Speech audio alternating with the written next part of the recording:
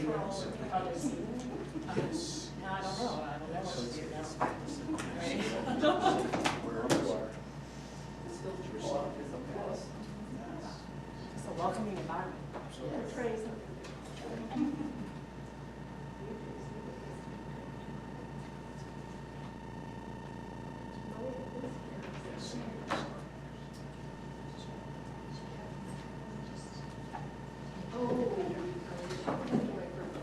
Sorry about that.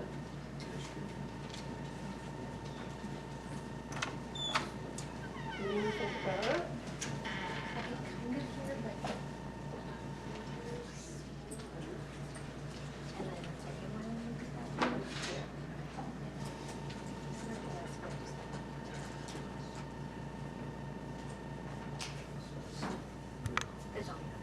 Oh, okay.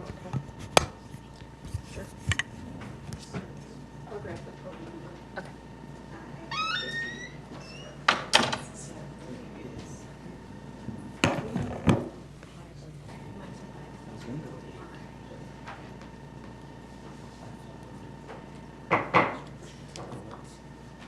Good evening. I'd like to call this meeting to order, our work session, and we are having a work session on our community updates this evening. And by community updates, these are our 4 divisions of our session. And Dr. Watts, please. Yes. Thank you, President Megadoslan, members of the board, staff, community, and friends.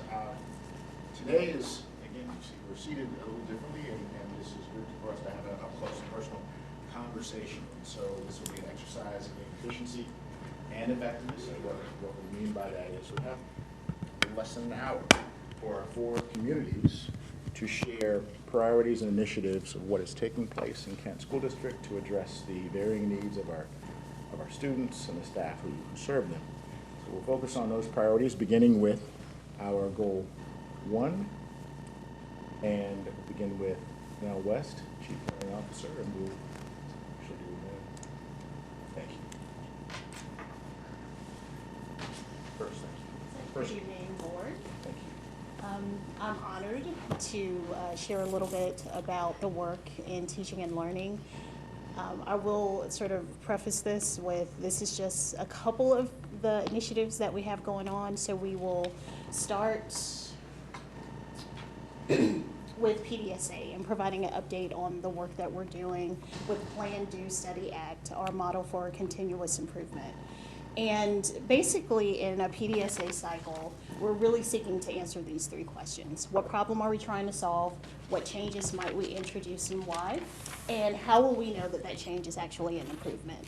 And we apply this process not only at an instructional level, but also thinking about our practices in our community, about how we're using data and designing instructional interventions to best support students. So the Pdsa cycle looks something like this. This is sort of the image that we're using that kind of teases out at a very granular level or high level the specific elements in each of the phases. In the plan phase, we really have worked to stress the importance of developing buy-in with staff around what the purpose for the work and what it's going to take to begin to implement this change with fidelity. And a large part of that process is analyzing data and engaging in deep data discussions around the work. And as a result of that, we identify areas of focus. Then we transition to the do phase, which is basically where we are applying whatever intervention or strategy that we feel is most effective. And we're also using that time to develop and restructure targeted lessons that align to the specific needs of kids. In the study phase, we look at the results and we begin to make decisions about how we might want to scale up or revise or revisit the work that we've currently engaged in. And at a very high level, that's the Plan, Do, Study, Act cycle. So if you're trying to connect this to other bodies of work, if you think about the MTSS structure and Tier 1 interventions being this is what all kids get, this is universally applicable.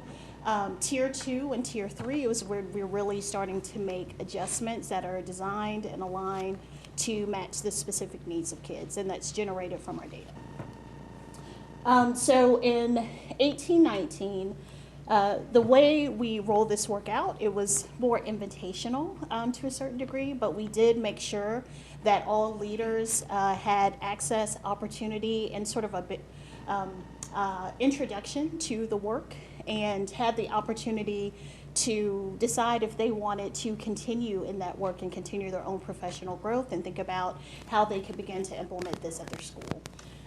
So we facilitated 2 sessions during our leadership team meeting, so that's all leaders in KSD.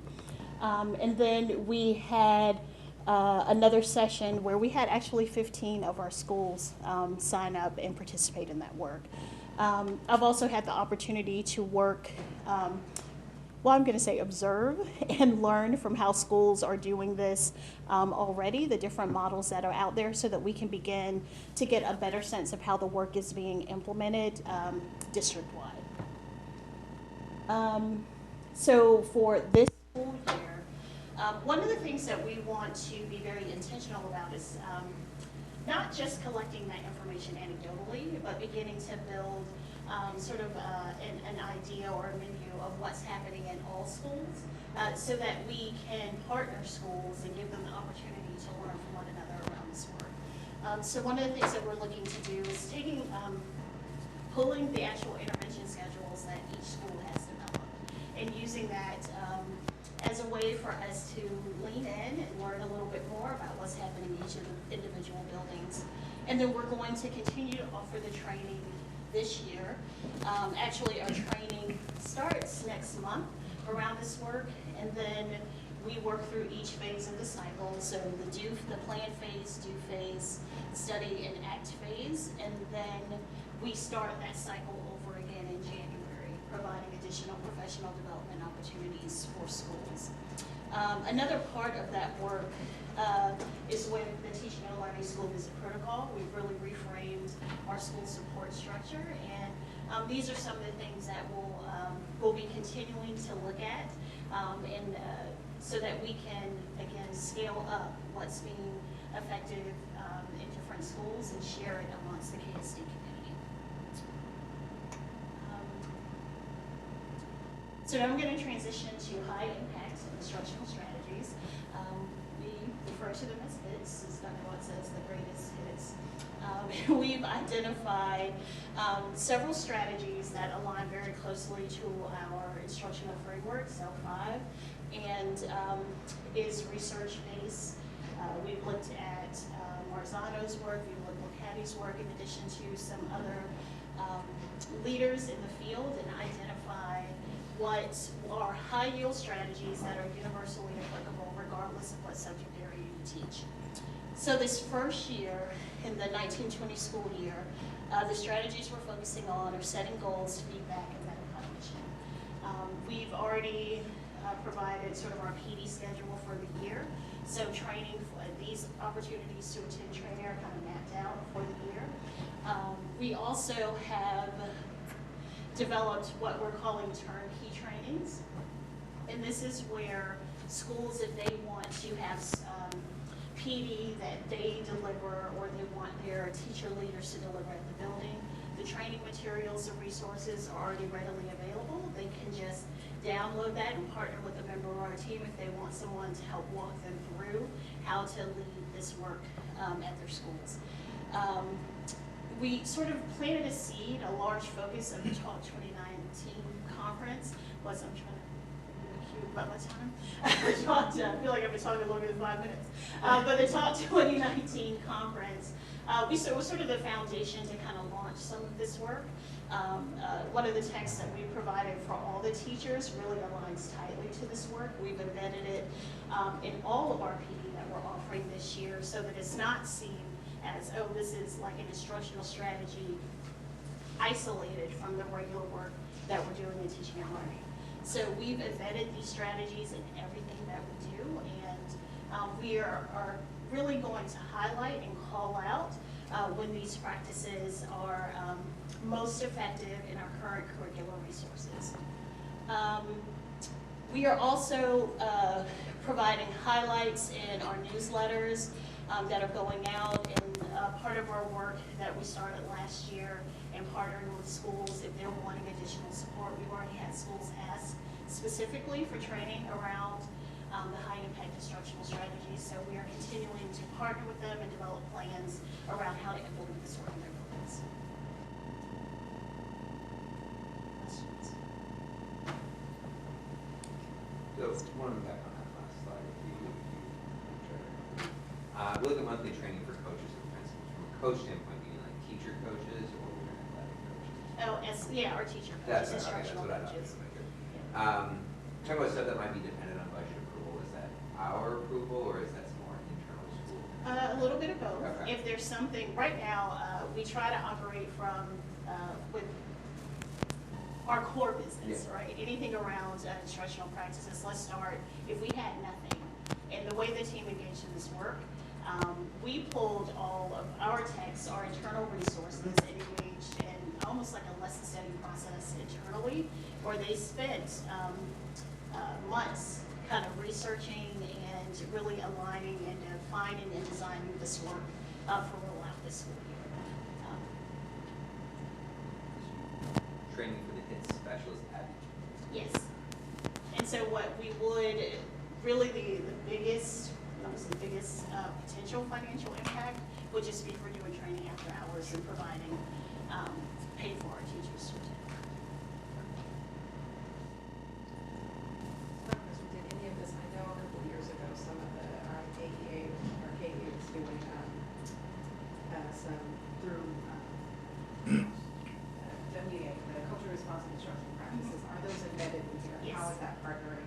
Can you talk a little bit about how that comes together? Because last time I remember when someone presented on last year, it was like there were two separate things. Like they were doing their own thing. So is that, how are you combining? With what KEA has done in the past, or? I remember I asked about a year ago, about some of the work that was happening with culturally responsive instruction practices with the grant that I know KEA had received. And it doesn't seem like there was a connection between that. I remember somebody said, well, that's what KEA is doing.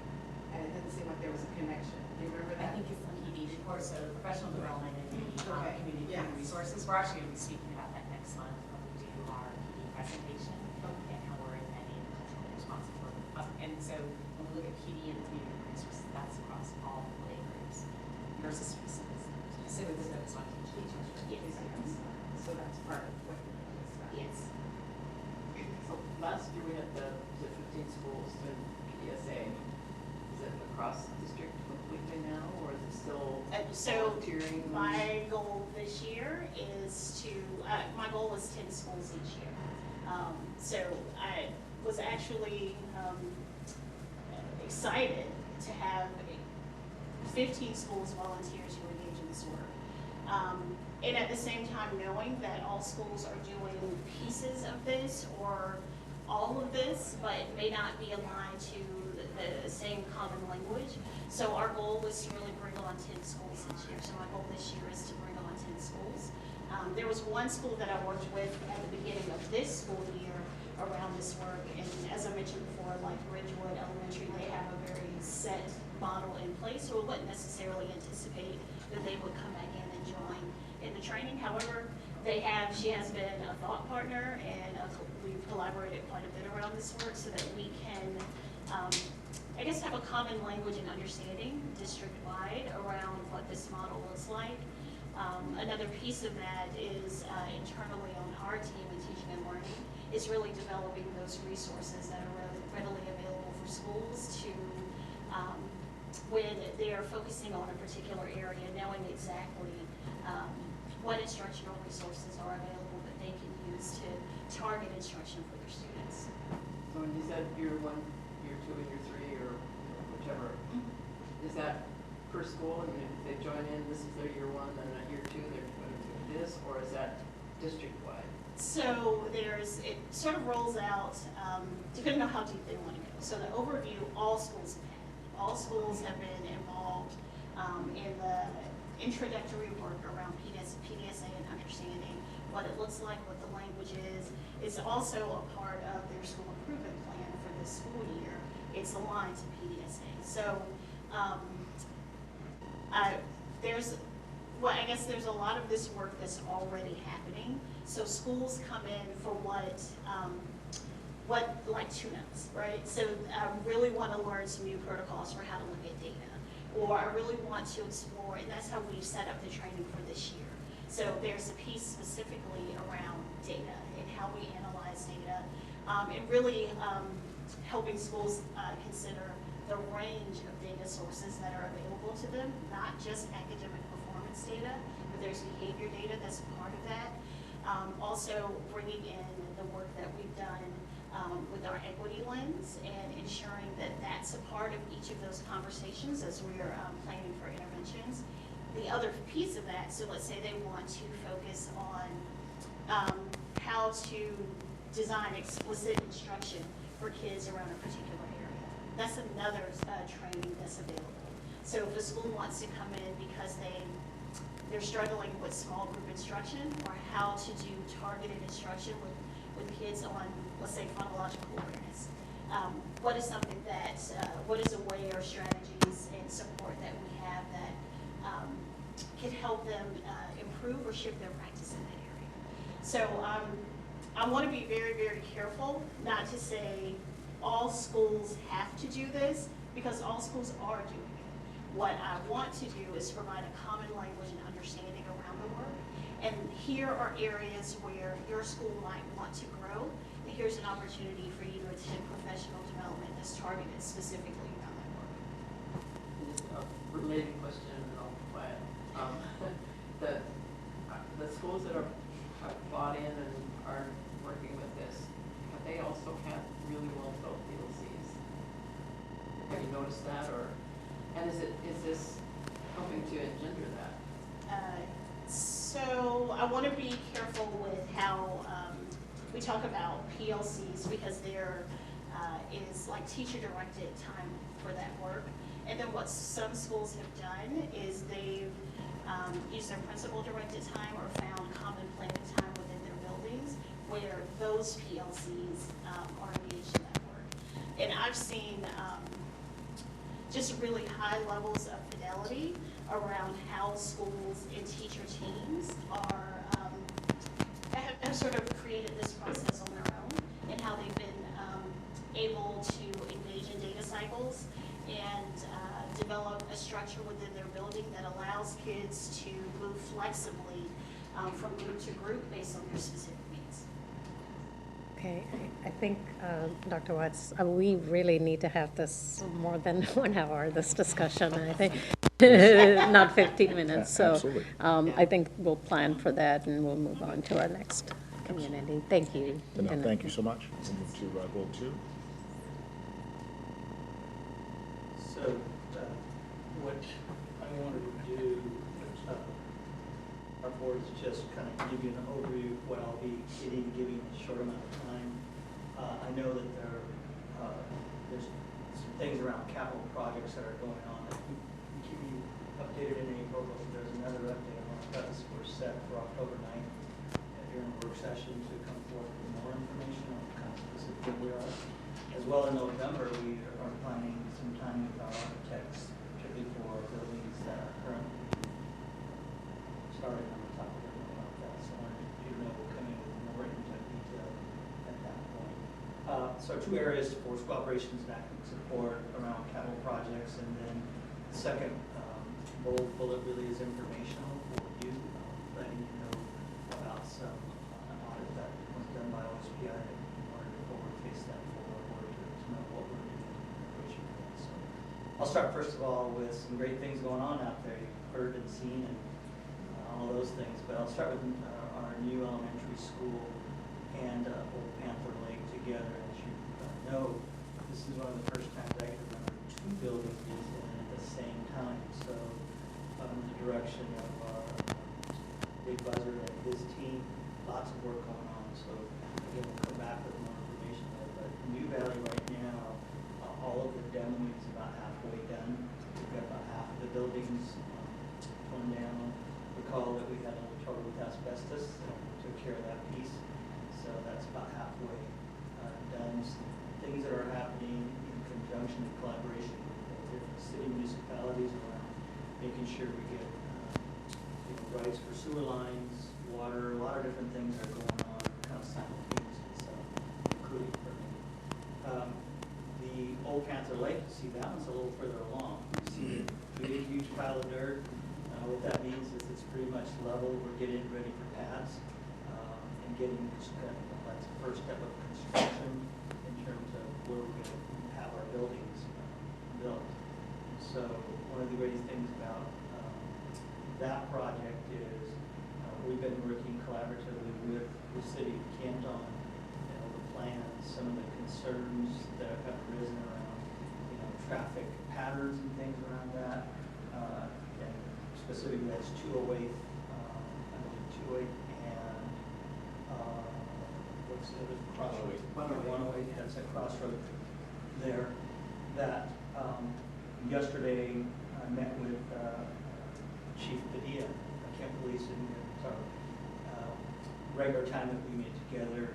We talked about some of the challenges and things looking forward for the future there at Panther Lake. We talked about, she had a great idea about setting timers on the two main lights there, one off of Benson and then off of the 108th area where our entrance is, because we only have one entrance. We do know that off of the main street, we are going to put in another entrance because that's not for buses, that's for fire lane. So we must have fire lane, so that just came through recently. So we'll create that, obviously gated, but that is going to be done, but not for public use. The other pieces I want to mention there is construction will start on both those buildings. Demo should be done with construction in November, construction starting in spring of 2020. So you should start seeing that happening, as I mentioned. We'll go deeper into those two areas as and on the 9th. The third bullet there you see is KMA, KPA. Recall that this is one of the first times, at least since I've been here, that we had to move two schools into one school, transition them, set all the operating schedules, buses, etc. And I want to take this opportunity to give kudos out to really all 4 communities. We had everybody from custodians to teaching and learning to school operations working together to make sure that that opened up smoothly. And under the leadership of Principal Nick, where she's done a great job in getting the staff just that started. It's amazing how all that came together with 2 entrances and staff that know where their stuff is, and they were able to start school on day 1. So that is going smoothly right now.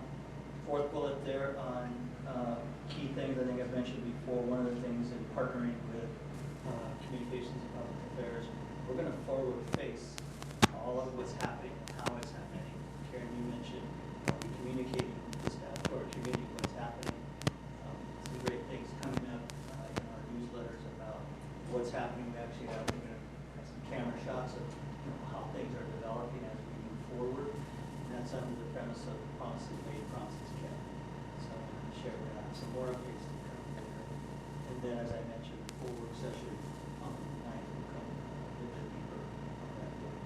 The next bulleted area there is really what we received here on the 20th of August. Announcement from Superintendent Report. State OSBI did an audit around school seated lunchtime for students. You may have seen that in the news, and I'm very familiar with this from the Seattle School District, where we dealt with this quite a bit. And really it's around what they believe, based on the audit, that our students getting at least 20 minutes of seated lunchtime and then a time for recess after. And so we have done some research already on what's our schedule like right now, so that we're working in collaboration. We will be in terms of the data review over last year and moving forward. But specifically, we wanted to make sure that the board knew that there's nothing in place right now. It's going to take several years by the time we get there. The goal really is to see, so where is everybody in meeting this quote standard if we move to this? what are some of the barriers that are currently in place that would keep us from that, or would help us get there? And so that's what the data is going to be for, not just for Kent School District, but for every school district that move forward with this rulemaking, upcoming rulemaking for OSBI. Again, the final bullet there really is specific. I want to make sure that there are no rules established at this point. It's just getting it out there. I want to make sure our board knew that that's out there. You may hear more about it in the news, but we are working to understand a little bit more, use our data to see what our barriers may be to meet that standard, and then implement it if that's what it is. I want to stop there. I'm going to take 5 minutes and just give you some time to ask some questions, any specific ones you might have. No rules established means no rules from OSBI. Correct. Seated lunchtime means after the last kid has gone through the line and is sitting down. That's correct. Best we know is that each child gets 20 minutes of seated lunchtime and then opportunity for recess or which That's a problem. well, you can see the impacts on really all communities, not to mention schedules, etc. So I wanted to bring this forward to our board just to say there are going to be some challenges here. I think the biggest one is what does our data look like? So how close are we? And what are some of those barriers right now, if indeed there are? So yes.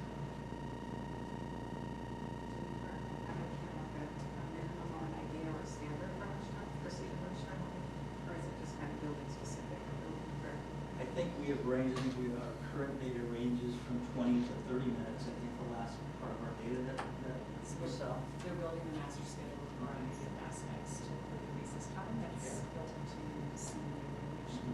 So it does depend on how those answers are.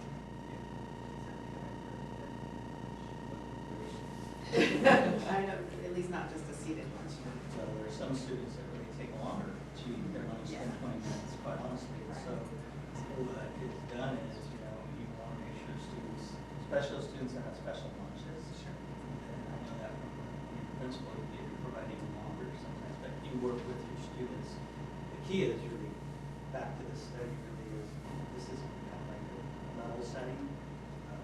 The audit has shown this kind of stuff.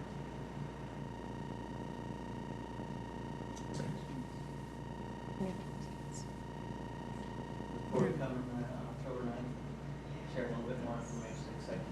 Thank you. That's great, thank you. You did. Just activate that, yes. Hey, Dr. Harmon?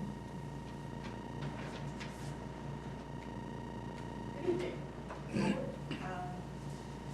So in general, since my other colleagues don't talk about overviews, there's quite a few things happening in the organization.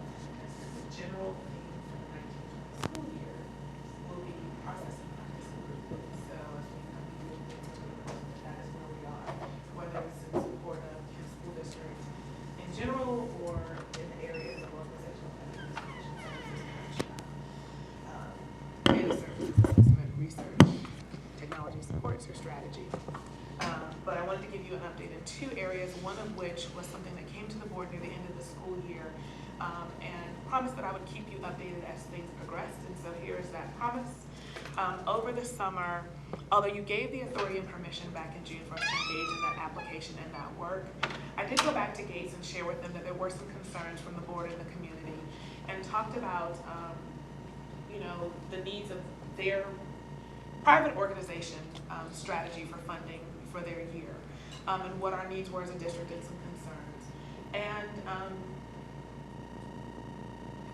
was quite honest, I feel, about maybe needing to step away from this and waiting for another round of cycling of funding that was coming through.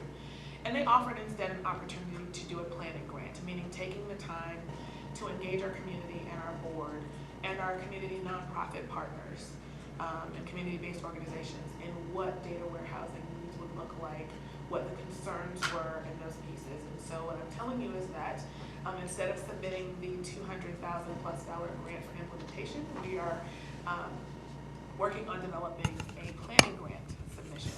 And right now that planning grant request involves engagement with our board. It's a 6-month planning period. knowing that during that 6-month period, we will have a transition in board members as well. So there are plans in there to engage current board and hear their concerns, but also engage new board members in that work as well. To engage our community nonprofit members, to provide some professional development support that would not be possible without external dollars, so we're not spending district dollars on those developments. And I apologize because this is a two-way process with a private grant organization. And their timelines are a little bit different than ours, so it won't be the 25th, it will likely be October 9th when I bring to you kind of what that proposal looks like, and then what the timeline would be on where we would expect to hear some determination or what that looks like. But I just wanted to announce that it's not the 25th, it's likely the 9th. But those are the big kind of buckets of where that planning grant ideas are, and what the plan is. Perhaps do that date. The other is about board policy update. So first I'll start with, we don't have to go into deep detail, but these are policies that were partially processed in the midst of the last school year. So while WASDA is working on updates in a collective, unified way across the districts, here are some that will likely need to move forward so that we can at least not be in a state of limbo while they're working on them. So that is that list. They are in series order and not necessarily in priority order or anything. So that's there. And then more importantly, I'll give you an update on WASDA's work. So we have a plan, we've engaged WASDA, there is a contract, dollars have exchanged hands, they are working. And in the midst of all of that, they've moved that work and that update process internal to staff. So staff are doing that work in WASDA rather than they hiring an external consultant. And so what that means for Kent School District is that they have a proposal, WASDA's made a proposal of what they expect that timeline to look like. And so in that, it is clear that we will still be responsible for Kenticizing the work. So we'll have to do the formatting and all of that. And so likely what you will see when we do that will mean that those policies will come in. When we have a policy session, you will see 2 documents on BoardDocs, and we can have them printed for you in hard copy as well, where there will be the track changes version from WASDA, and then the formatted version in our Kent formatting of what it would look like if it were to be adopted with the track changes. And that's what you would use to review as we go through the series work. They are planning to update them at a series at a time, so in chunks. Their cadence for this is very interesting, and I'll talk about that. So they start with the 1000 series, mostly because it's the smallest, and they say that it allows the board to develop a cadence for how it takes them to process, and so that they don't start with an immediate backlog and feel overwhelmed. So they start with the smallest one first.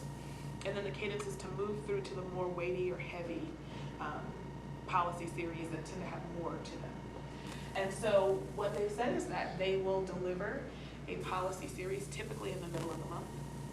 And so I would expect one, honestly, any day now, and when I talk to Kelsey about that, we would take about a week and a half to 2 weeks to update them and format them and get them ready for you. And that's what that kind of looks like. So we would take that time, give them in the middle of the month. You would receive them around the end of that prior to the next month. That schedule gets a little bit shifted as we move into January and February because in the previous months there's only a few weeks because of holidays, and so it throws it off a little bit. Then what happens next? What happens next is there has to be an opportunity for the board to take action or have some conversation about what you've received. And so there's space in there, almost a month's space for you to consume them because it's likely that we're going to get quite a few. So I wanted there to be ample space for you to have time to take a look at what you've received. And so this is a proposal of what a timeline could look like if we processed a series at a time. But I wanted to be fair to the amount of work that you have to do with that, and so just was trying to kill the space. Of course, that is subject to what the backlog from the previous month looks like, meaning how many are going to a second reading and all of those pieces. But this does allow us to do this, and this proposed schedule takes into consideration months when we only have one board meeting, spring break, and those kinds of things that are real considerations that if you don't think about that up front can sometimes jam up the works. Dr. Harmon, is this the 1 hour work session, so on a regular board meeting, or is it the other? So President Vengadaslam, what is missing from this proposal is where and when this meeting would take place. So I have not said and not taken that as these are going to be designated work sessions or these are going to be during a regular board meeting. But what do you foresee, how long do you foresee a particular meeting happening, 1 hour, 2 hours? So I honestly, I do not know. I would say that given our cadence before, Okay. they would probably be lengthy conversations and discussions. But I have not said, and that's why I wanted to put this out here as my Okay. update for the board. It's something for you to think about of, are these work sessions? Are these something that we want to have in the midst of a regular meeting? I don't know. But I know that this is what's coming, and I wanted to provide that as, here's the update that I've gotten from Kelsey. Here's what I believe is waiting for us and will be on our plate. Here's a timeline that I think that could work, and now fitting that into the reality of a schedule or a calendar in terms of meeting.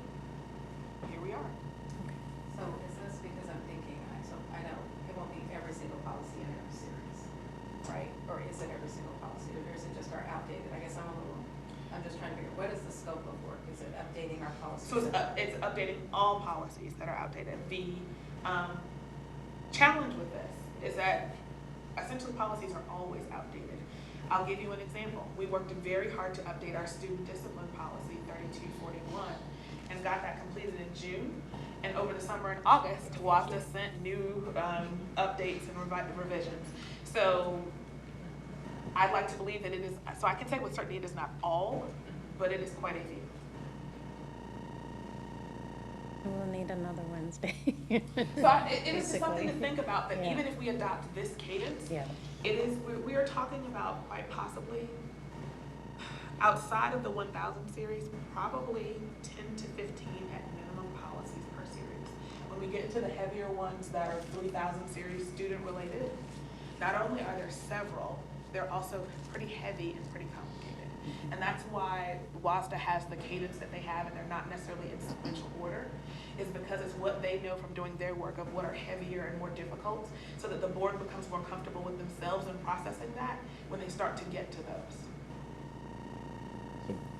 Jewel, the underlying message here is that it is a standard that this cadence of policy review should be annual, and it should be occurring on a regular basis. Right, and this is a proposal of course, once we reach a certain state of update, still keeping a cadence of review, and whether or not the order of the series work for us, or we want to put them back in numerical order, it's up to us. And I think once the regular updates are done, it would be good to have a series that we really focus in on and maybe prioritize, because changes do happen, and we may need to reprioritize some of these. But this is how they intend to deliver them to us, and so I just wanted you to know again that this is the update we received, this is the order that they intend, and you should expect communication from me, from Karen about what we receive no later than the end of the month, because we should have received something from WASDA by then and have formatted it and ready for you all to at least start reviewing on your own, so we could have a conversation about it a few weeks later.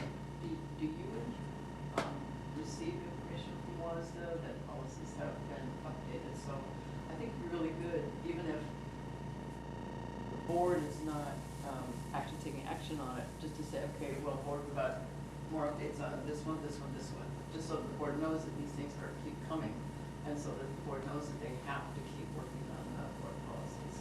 Absolutely. We can, that could be a part of the cadence as well.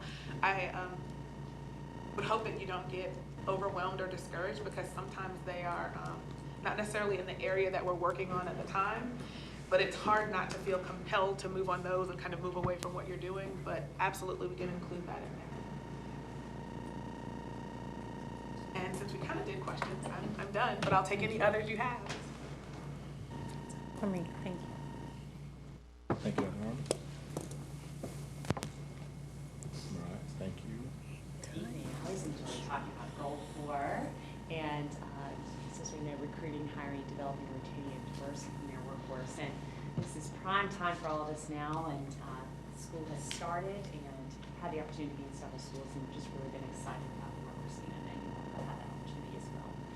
So I want to talk just a little bit, I want to bring us all the way back to the state interviews and talk a little bit more about that. And so just to bring us all the way back, as we started the 18-19 school year, we knew retention among all of our employee groups was something we reported out in the last board meeting in September 2018. And we developed a work study retention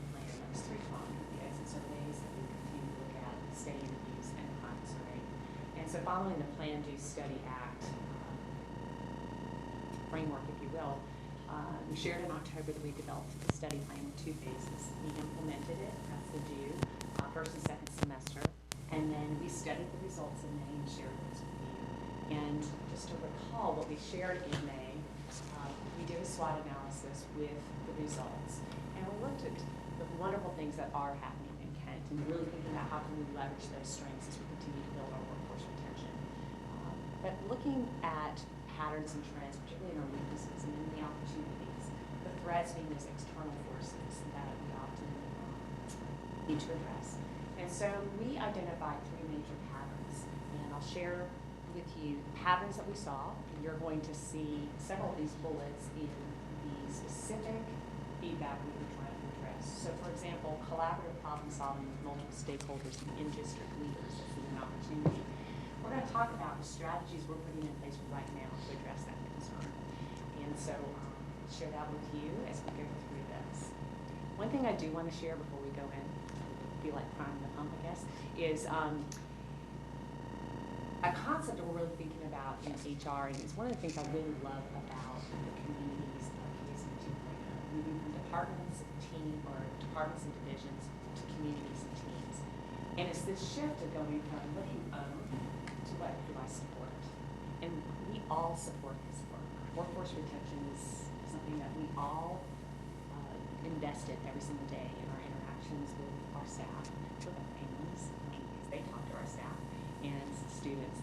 And so this will reflect community efforts from across KSD. These are not all HR strategies. So the first piece that we saw as a major pattern and trend from the results was communication and collaboration. And we identified the needs there on the left that fit into that category, everything from collaborative problem solving to new communication tools, to expanding those collegial relationships, ensuring all voices are heard, and responding to concerns. And so these are just a sampling of some of the strategies that we've begun to put into place already. We're really excited about the KSD community advisories. We will have them for principals, for teachers, and for students. And the community advisories, so I'll have an HR community advisory. I know that teaching and learning will have an advisory. And it provides us an opportunity to connect with multiple stakeholders and really talk about some of the things that we're thinking about doing. Can we get your feedback? They can give us some very boots on the ground. This is how this is landing on us. This is how we feel about that. And already we've received those names and we're reaching out and beginning to schedule those. Think about the communication tool Thought Exchange, and we've already begun to use that tool, and Alyssa has described that well. And then our KSD leadership team action learning projects. Really excited about this work for the next year in our KSD leadership meetings, and we meet beginning the first Thursday of the month in the mornings. We actually have identified 3 action learning projects that we want to come together as KSD leaders about. And one is about a welcoming environment. I think Dr. Watts has shared this with you. The second is disproportionality and discipline and rigorous coursework. And so we had our first one last Thursday, and it was really powerful for all the leaders just to come together and begin to speak through this and how we might map out this work. I'll be honest, I'm a little OCD, so I like things really scheduled, and it was a little like, hey, let's come together, leaders, and figure this out. And so it was great to hear from all the different perspectives. The Core 24 Committee, I think, is a great example of internal and external stakeholders coming together and saying, here's a problem practice, how might we come together? How might we come up with possible solutions? We know that those will have to be bargained, but let's think about what creative and innovative ways could we approach this space. And so I'm just highlighting a couple of there for you. I also want to just recognize the work that communications is doing on a variety of fronts when it comes to communication and collaboration. The call-out cards are phenomenal. They're a short card, I should have brought one with me, and it just hits some major points that all staff members can know and know how to interact with us when they have particular issues, whether it's FERPA and wanting to know a little bit more about what they need to do in their situations. Is there anything you want to add to that? Yeah, they were just designed in response to some needs and gaps that we were seeing, but also just to reinforce some of the good work that was happening in our schools. So FERPA, protecting student information, crisis communications, how to respond, and then reinforcing some of the tools that are out there, school messenger, and other tools to deliver important messages to our families, and the tools that already exist in our for our schools to deliver messages on time, but also that are that translate messages to families, and really empowering our leaders and our school leader teams to deliver messages on their own. Of course, we're here to support them, but they are communicators as well. They're communication leads, and so really that's our approach to communications, is empowering them with the tools they already have. And one of the things I wanted to add as well was the revision of the booster hiring process. So this year, every single school that had a principal vacancy, we went out to the school, walked them through the hiring process, and talked about how can you share your voice, how will we use what you share with us, and how can you be part of the interim team. And so they all had that opportunity, unless we appointed an interim position, they all had the opportunity to participate in that. And it was strong feedback. Thank you. I knew what was happening. I felt like I was part of the process. The next pattern and trend that came out of the state interviews was providing resources. And so we've just added, again, this is just a sampling of many strategies. The great thing about HR is we get to learn about what everyone's doing because we touch everything with our workforce, right? But we were able to add 2 board-certified behavior analysts this year, and that's supporting staff to serve our high behavioral and discipline needs, but also the right response training for all administrators we were able to do through ClearBase. We also provided expanded class to cert opportunities, the week of professional learning with the KSD leadership retreat, formative assessment pre-conference, and the talk 2019 conference, all within that 1 week. Then AFT, and we're going to be sharing next month about the work that's happening in professional development, the developing custodial leadership certificate, Para Institute, which I know Kinsey was sharing with you, the Paraeducator certificate, and we have a Para Institute during elementary conference weeks, and she'll be sharing that, a bit more information about that next month. And one of the things, when we talk about lack of clarity and knowledge around job roles, as we celebrate and recognize our employees for the work they do, it helps people to understand the multiple ways that our employees contribute to this work. And so KSD, I think, is just the beginning of some of that work. And do you want to share what that is? Do you mind kind of giving a brief? Yeah. So KSD, we really launched it, pun intended, with their small little rockets with KSD, and it's a way to recognize employees that are living out our core values and really exemplifying what it means to live out equity, excellence, and community. And so at our leadership team meeting, Dr. Watts presented our first rockets, and I'm happy to show you what those look like, but really as a model of our rockets from our blueprint. And we are excited to deliver those. Thursday was our first opportunity to do that, and if you saw the What's Happening newsletter that was delivered on Friday, that was our first opportunity to share that with the community. It's been a great response, and so it was just a nice way to just really recognize something physical that people can have on their desk. It's that stretchy ball material. So. Another one important addition to that is how the awards are Yes. Nominations. And so we ask individuals in shared space, whether it's meeting structures at all levels, who is, in your mind, can you share with us who is living out our core values, equity, excellence, community, and share that. And they may not even know. But during this meeting space, they're surprised. Everyone appreciates being appreciated. It's our next step. Absolutely. So one of the things I'm really excited to share that we were able to roll out this year were our onboarding matrices. And we provided those for central admin staff, school-based staff, and teachers. And we walked through and said, so what should they know? What information should they have before they enter? What should they have the first day to include? Do they know where the bathrooms are? Do they know where to park? All those, I mean, we got very granular. We worked with quite a few community leads on that and what we need to add. And then what about their first week? Who's checking on them after the first week, the first 3 months, their first year? And so each column has a variety of different things. And then across the rows, there are different people responsible. So HR has responsibilities, the supervisor has responsibilities, and so forth. And so we were able to roll those out this year and even share them with the employees coming on board. So this is what you can expect from us. And you should be able to have these conversations with your supervisors so that they have knowledge around their roles. We know strong onboarding is absolutely essential for retention. And then finally, building community. It's really important that the expectations for district staff in a large district, less district team members, we started to really think about what are the things that our staff absolutely have to know. And I believe you all received Safe Schools Required Schools training. I didn't know it was going to go to you as well, so that now you have it. But it highlights some of the key areas that we want to make sure all employees understand. For example, mandatory reporting is required of all of us, and so that will be continue to be rolled out every year. Many of those trainings will have a shortened version if you're not a new employee, so that it's a refresher course, that there is mastery and then take version. 68% of them, so excited. All right. You're just showing off. I know, I'm just showing off.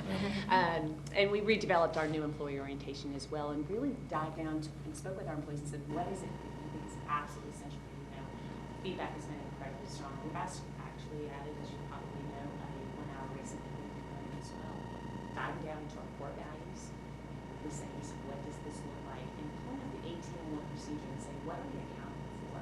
Shared understanding of definitions. So we're going through the difference between equity and equality. We're talking about why do we focus on race when we talk about equity? Institutional bias, implicit bias, and all of those shared definitions. And it's really been really powerful. And then excited to share rebuilding the we of KSD versus individual needs. A couple of things that are up there, everything from KSD Leadership Retreat, courageous conversations about race as a resource. And we're doing an optional book study. We had 50 administrators come forward and said, we'd like to do Dare to Lead with Renee Brown, not her, with me, sharing. Yeah, I don't know her that well at all, actually. But we're excited to dive into that work because of the importance of having courage as we're. How are we daring leaders versus armored leaders? And a powerful time marker. Next time to meet, or first time to meet, is next week. So with that, the continuing work, someone should be continuously taking the pulse on this. It's not just about doing strategy after strategy. So Count is leading this work. They brought together a team of representatives after the May meeting, and we have some internal and external individuals who have met initially. I believe they've met at least once or twice. They suspended for the summer, but they're joining again in the fall. And we'll be walking through these strategies, any other action items that the team identifies. We'll begin to build those into strategies from what we learned with the workforce retention.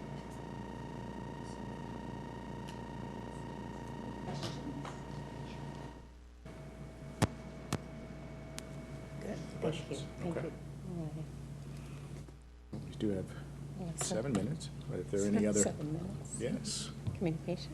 absolutely.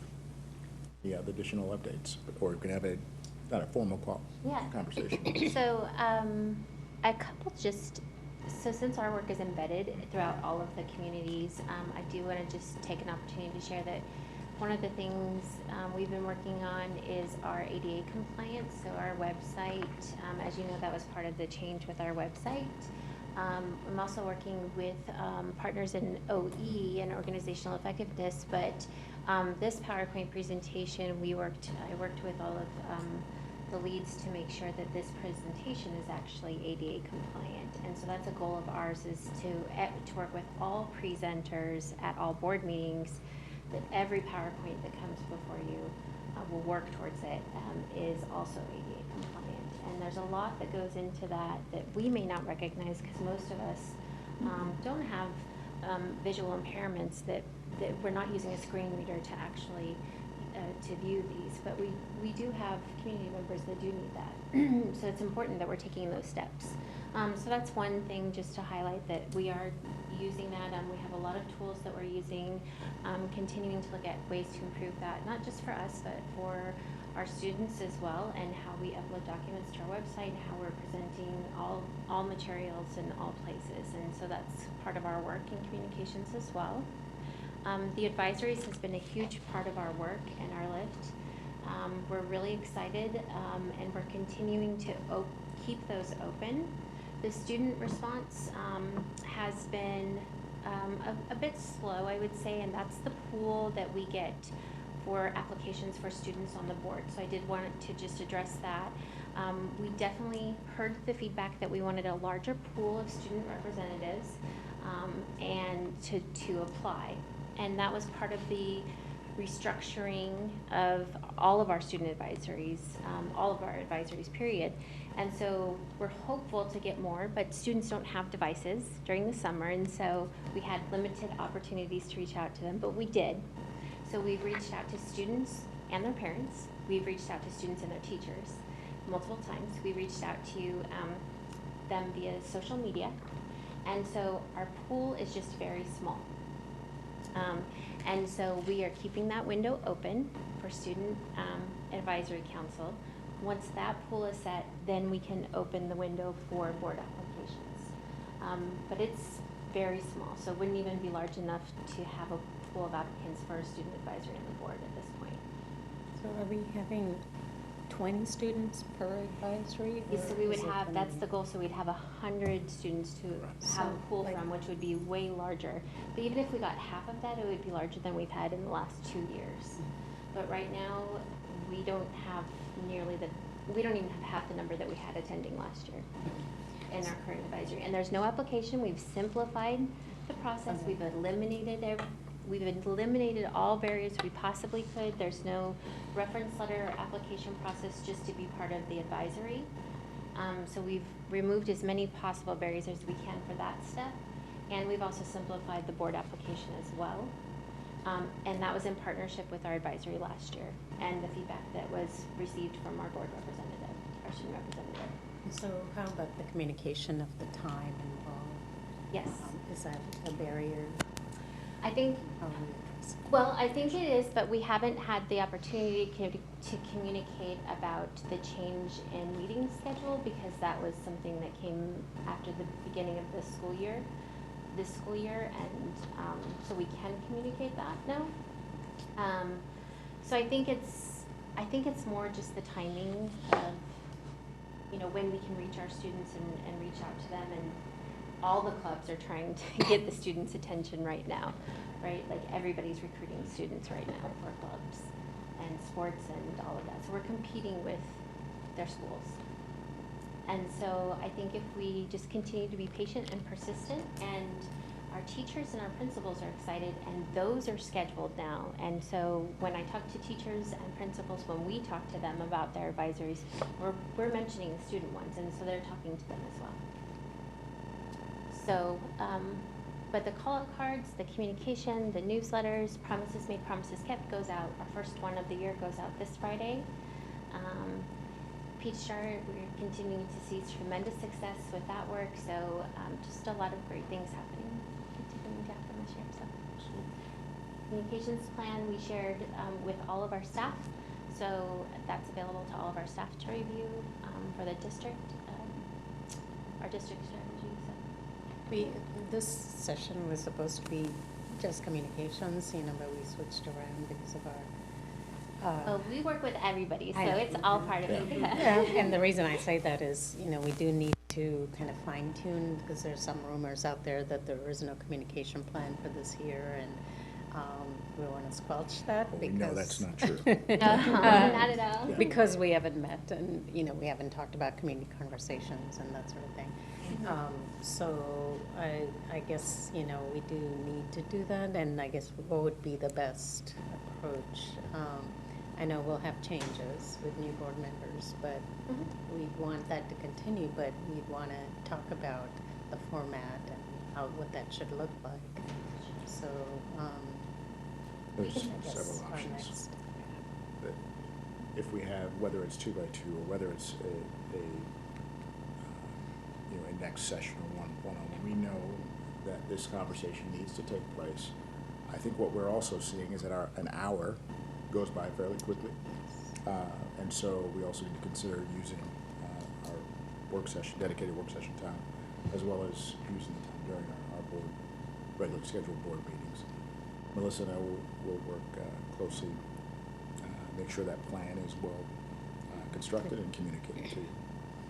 Yeah, at least initially to get the plan up Absolutely. and running. Because I know it's a concern, having so many meetings. I think the initial stages, we need to get that done. Support. Thank you. Okay. Thank you, Ms. Well done. 6:30, and we are adjourned for an executive session for approximately 15 minutes to discuss the qualifications of an applicant for public employment.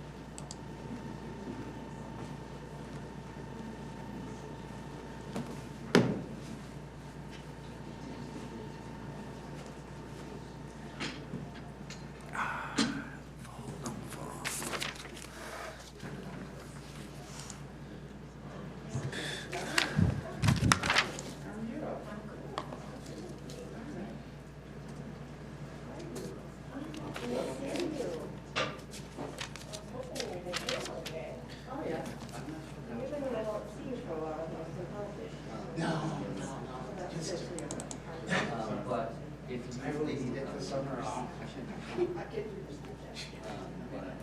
you wanted to do that,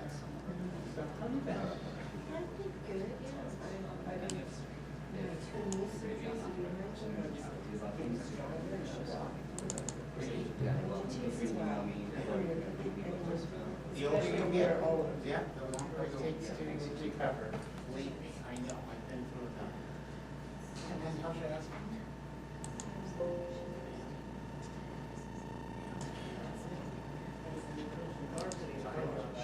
Patients told my every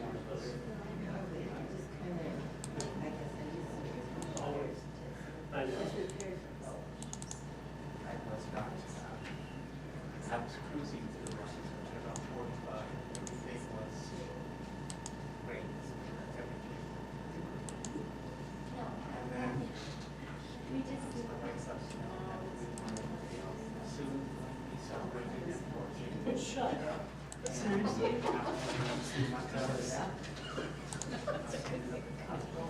It's not an airplane. Probably my entire life. Still, it's going to still get my leg in the water. It's successful. Take it down.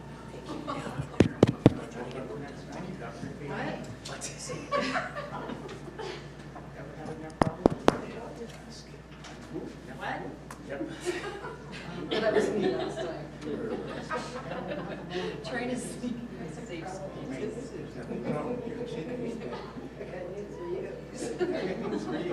Your kidneys are on their way out, and you're going to be my patient pretty soon. And that's the beginning of the end.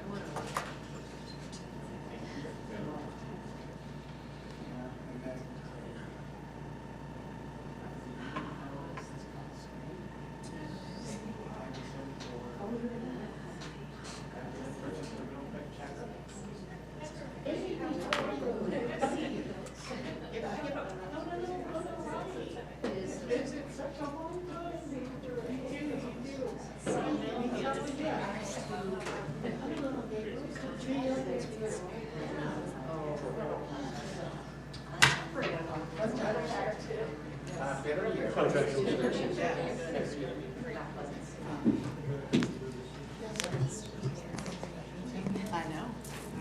So Debbie is not here? Right. Okay. Ross, you're not that you look bad. I'm just noticing. I You am. seem to be losing some weight. How I are you started feeling? good. I started a program in June. Which one? I did noon. Yeah, I heard about exactly what it is. And so it's Because I pretty looked at good. that one before I started keto. I looked at Noon. Noon was pretty good because it like broke my work cycle. So I had a bad work cycle of get up and act in the morning, sit down for 8 hours, Right. eat very little, and then eat a bunch at the end of the day. Right. Like that was like my day. And then I was airplane sitting, and so you know it's all the time. And so it was all erratic.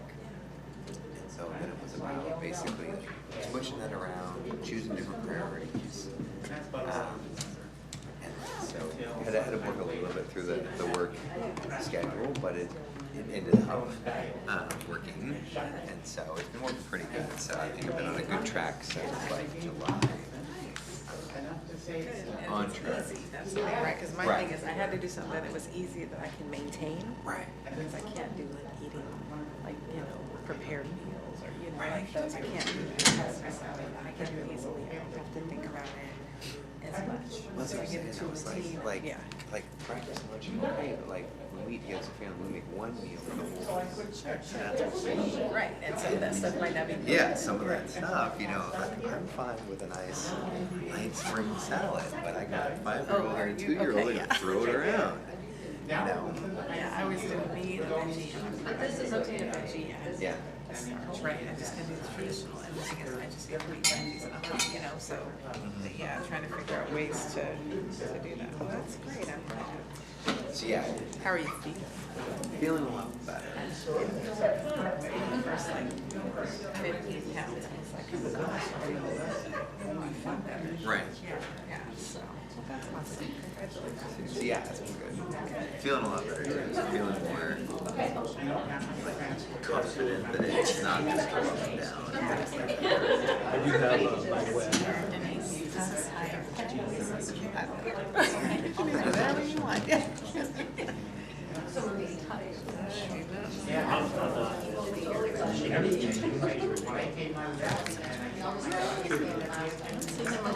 Great, I should have concerned about it for a while. Don't put that out there.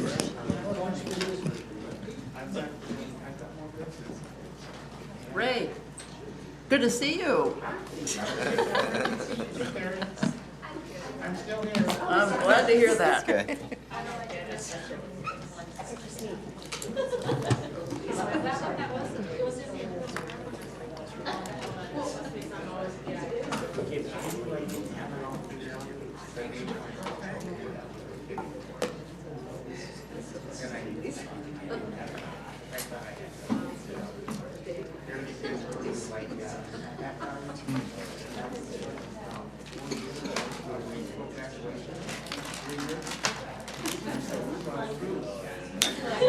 Just in case you need another one. You got a cough. Got a cough. I've got a cough, so I'm just. Well, I just want to make sure you're not getting hit. Harming her. No I have more if you need more. No.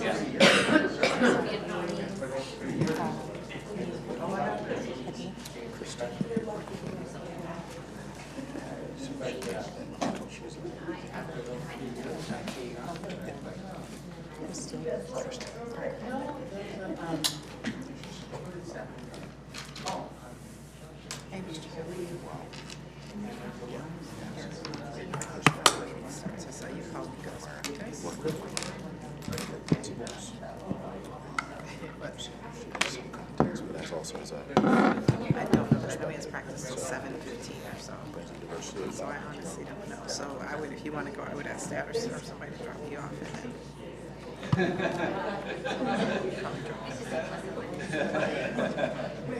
Gotcha, so just ask her to drop you off. And then I don't know if he's going to go or not, but I know his practice doesn't get over until late, so. Oh, okay. So we'll see you later. Yeah, we need to set sketch box for and what that looks like. So maybe a XPSGT at least, or do it on that. Maybe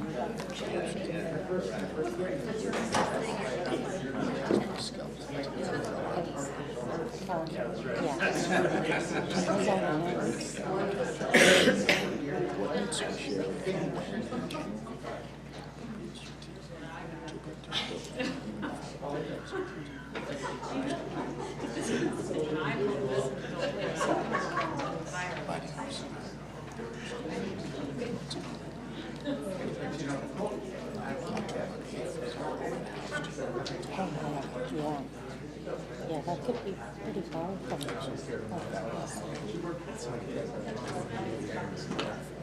Cultural artifacts, but also families come to some of this.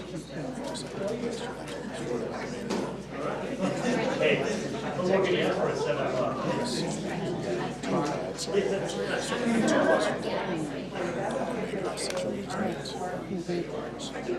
It'd be good to kind of have the teaching one because they're in the back. I didn't even think about going there, so I'm going to start there. Well, that's what I said. You put the signs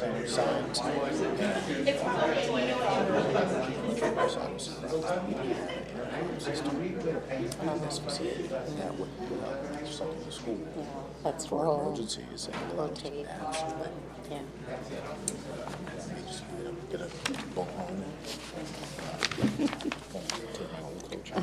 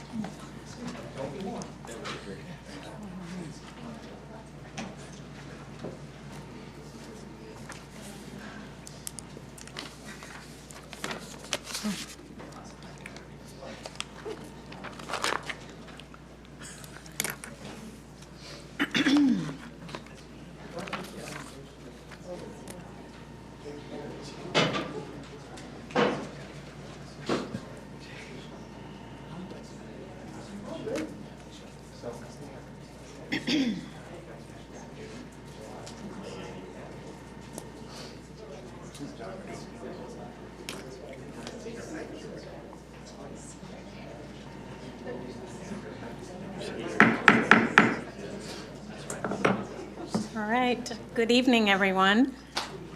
Well, welcome to the I'd like to call the regular meeting to order. And I'd like Dr. Harmon to please lead us in the Pledge of Allegiance. Please rise. I pledge allegiance to the flag of the United States of America and to the republic for which it stands, one nation, under God, indivisible, with liberty and justice for all.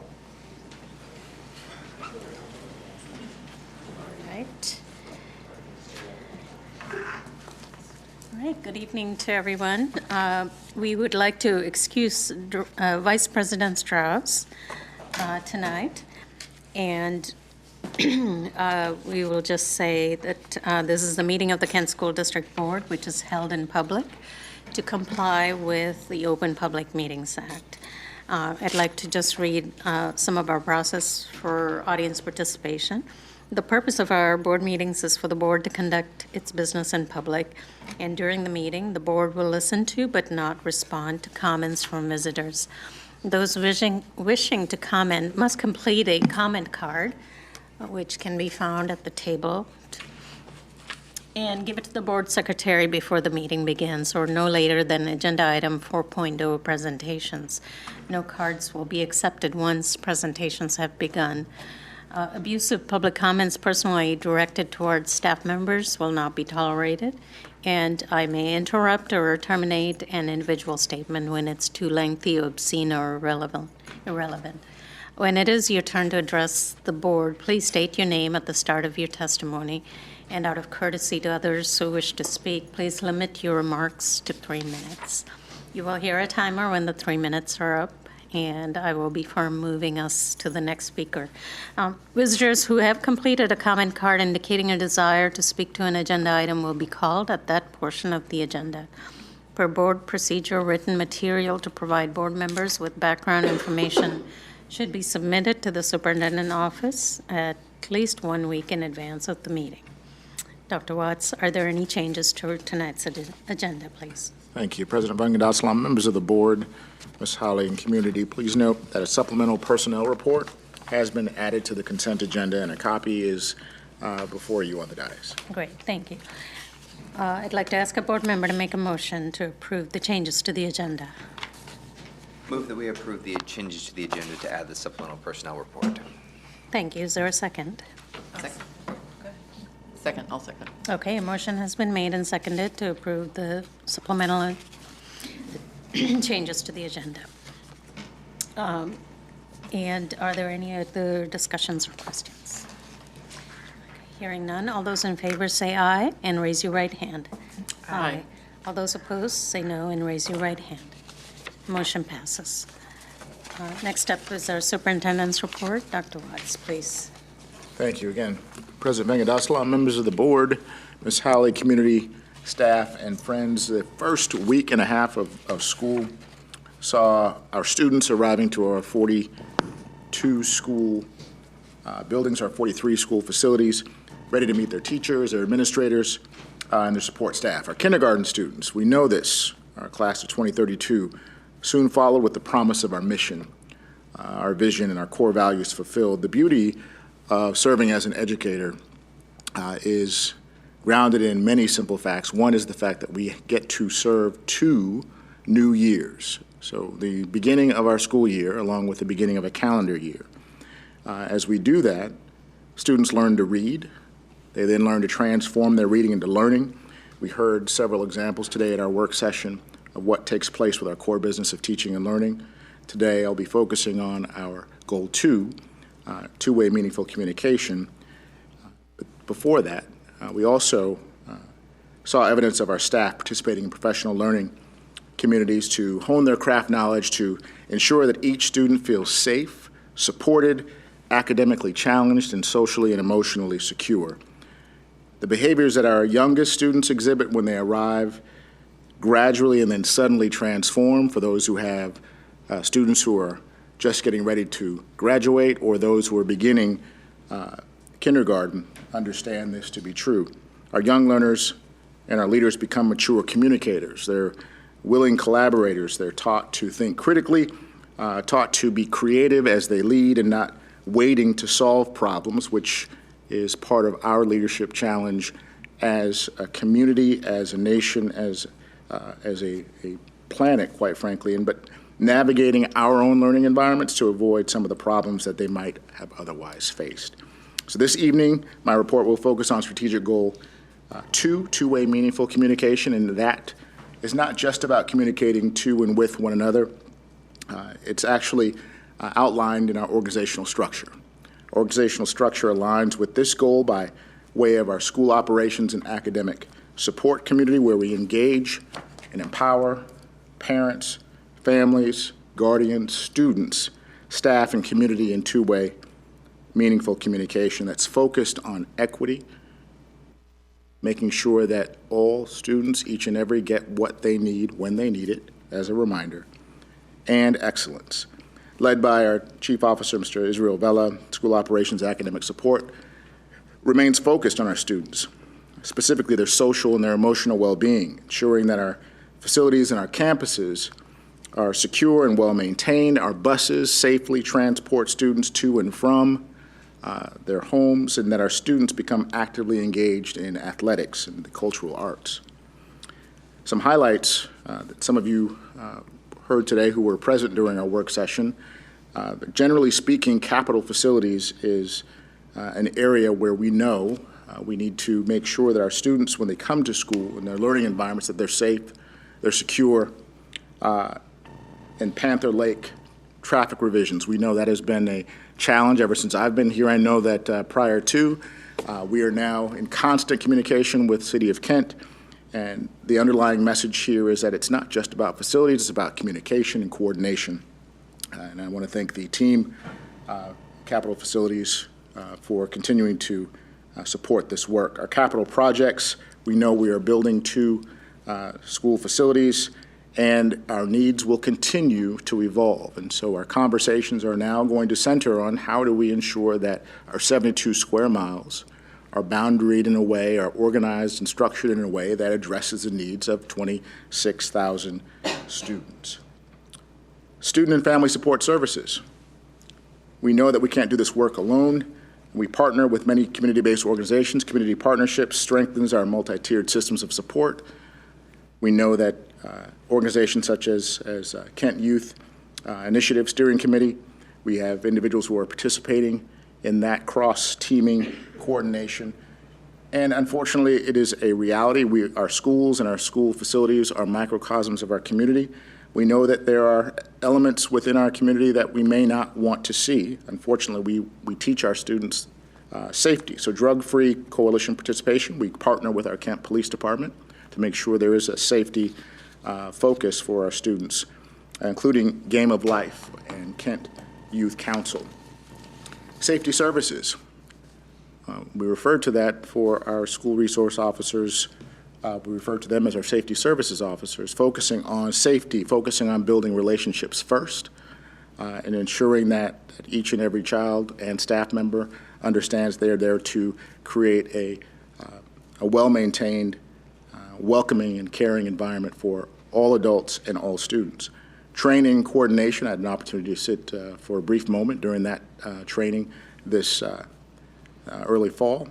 Crisis response coordination is also an unfortunate reality, but we always need to be prepared for situations that may occur, and our partnerships that currently exist with our City of Kent chaplain and our police officers are certainly well established. Bless you. Athletics and activities. While I do enjoy sports and enjoy playing as well as watching, I am never surprised when I see our students, whether it's in our fields on the weekend or during the school day. Kent Parks and Recreation Coordination, our partnerships with field use, including French Field, Hogan Parks, Wilson Playfields, North Meridian Parks, and Kent Service Club Fields. Think about the community connections that take place to make sure that our students are active, that they're healthy. Community use of facilities, we're working to improve our agreements that we've established for our gym and our field property usage, as well as our athletic programs. And finally, transportation. Last year, I think we understood that when we get a 10,000-year snowfall, that transportation becomes a highlight. The reality is transportation takes place on more occasions when it's not snowing. We're transporting about 10,000 students to and from school and home each day. That's more than most major transportation industries. And so we pay tribute to those leaders in our transportation team, construction, division coordination to manage when roads are closed, as we continue to partner with City of Kent and City of Covington. Routing coordination, those plans when inclement weather does occur. And partnerships are established that support enrollment impacts. So in various areas that have either higher or lower impact, and then adjust our transportation routes accordingly. We're also working with our city departments on sign improvements and traffic revisions and landscape issues. And all of the areas that I want to make clear to our live stream public and also to those who are here that yes, teaching and learning is our core business. However, without the supports, without the safe facilities, without individuals and devices as well as automobiles and buses to transport our students, we will not ensure that each and every child has what they need when they need it. That concludes my report, and I thank our Goal 2 School Operations Academic Support for an outstanding opening of this school year. We look forward to continued support of all of our families. Thank you. Thank you, Dr. Woods. All right, we will move into recognition, and we'll begin with our September Attendance Awareness Month with Director Daniels reading the proclamation, please. Yeah, September Attendance Awareness Month. Whereas good attendance is essential to student achievement and high school graduation, and we are committed to reducing chronic absenteeism rates with the focus starting as early as pre-kindergarten. Whereas chronic absence, missing 10% or more of school for any reason, including excused and unexcused absences, or just 2 or 3 days a month, is a proven predictor of academic struggle and dropout rate. Whereas improving attendance and reducing chronic absence takes commitment, collaboration, and tailored approaches to particular challenges and strengths in each community. Whereas research shows that chronic absence as early as pre-kindergarten and kindergarten is associated with lower third-grade reading scores, 6th grade course failure, and an increased dropout rate for 9th graders. Whereas chronic absence can be significantly reduced when schools, parents, and communities work together to monitor and promote good attendance and address hurdles that keep children from getting to school. Now therefore be it resolved that the Board of Directors of the Kent School District proclaims that our schools will stand with the nation in recognizing September as Attendance Awareness Month. We are hereby committed to high student achievement and reducing chronic absenteeism to give all children an equitable opportunity to learn, grow, and thrive academically, emotionally, and socially. All right, thank you. We will now move into our proclamation for National Hispanic Heritage Month, but before we read it, I'd like to just give a little paragraph. The Kent School District is committed to the success of every student, family, and staff in each of its schools. Learning and work environments are enriched and improved by the contributions, perspectives, and the very presence of diverse participants. To that end, we are recognizing National Hispanic Heritage Month with a proclamation.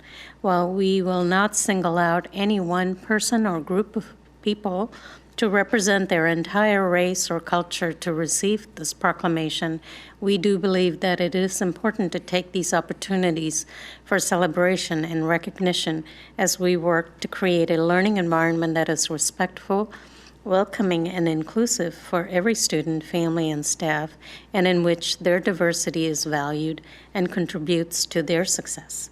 So I'd like to ask Director Hardy to read the proclamation, please.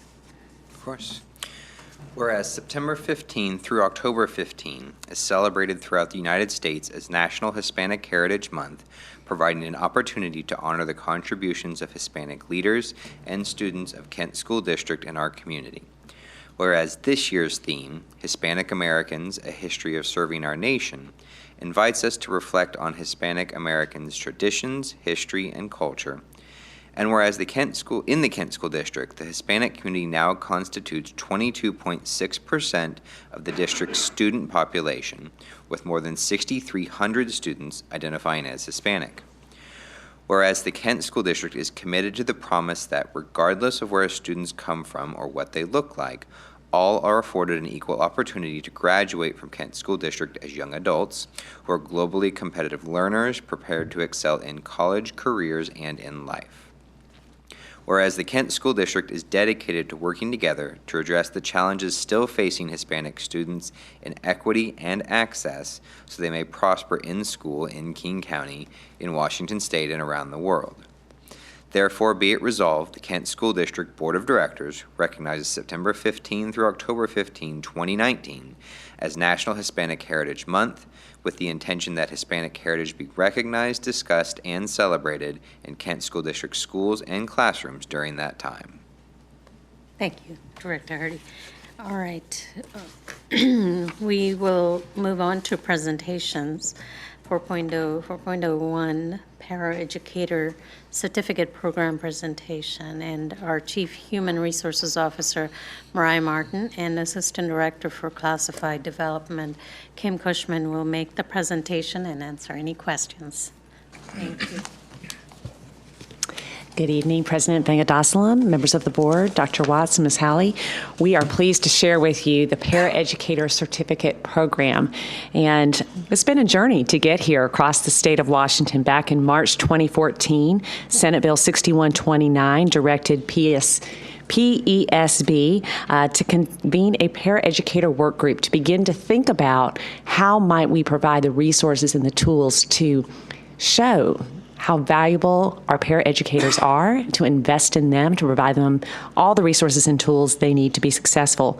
In May 2017, House Bill 1115 established the Paraeducator Board, and as we all know, this spring, the legislature funded this mandate, so we're incredibly excited about the work. And so we have begun implementing this. Kim is going to share a couple of key points. We have over 600 paraeducators in the Kent School District who every day contribute to the success of Kent School District students.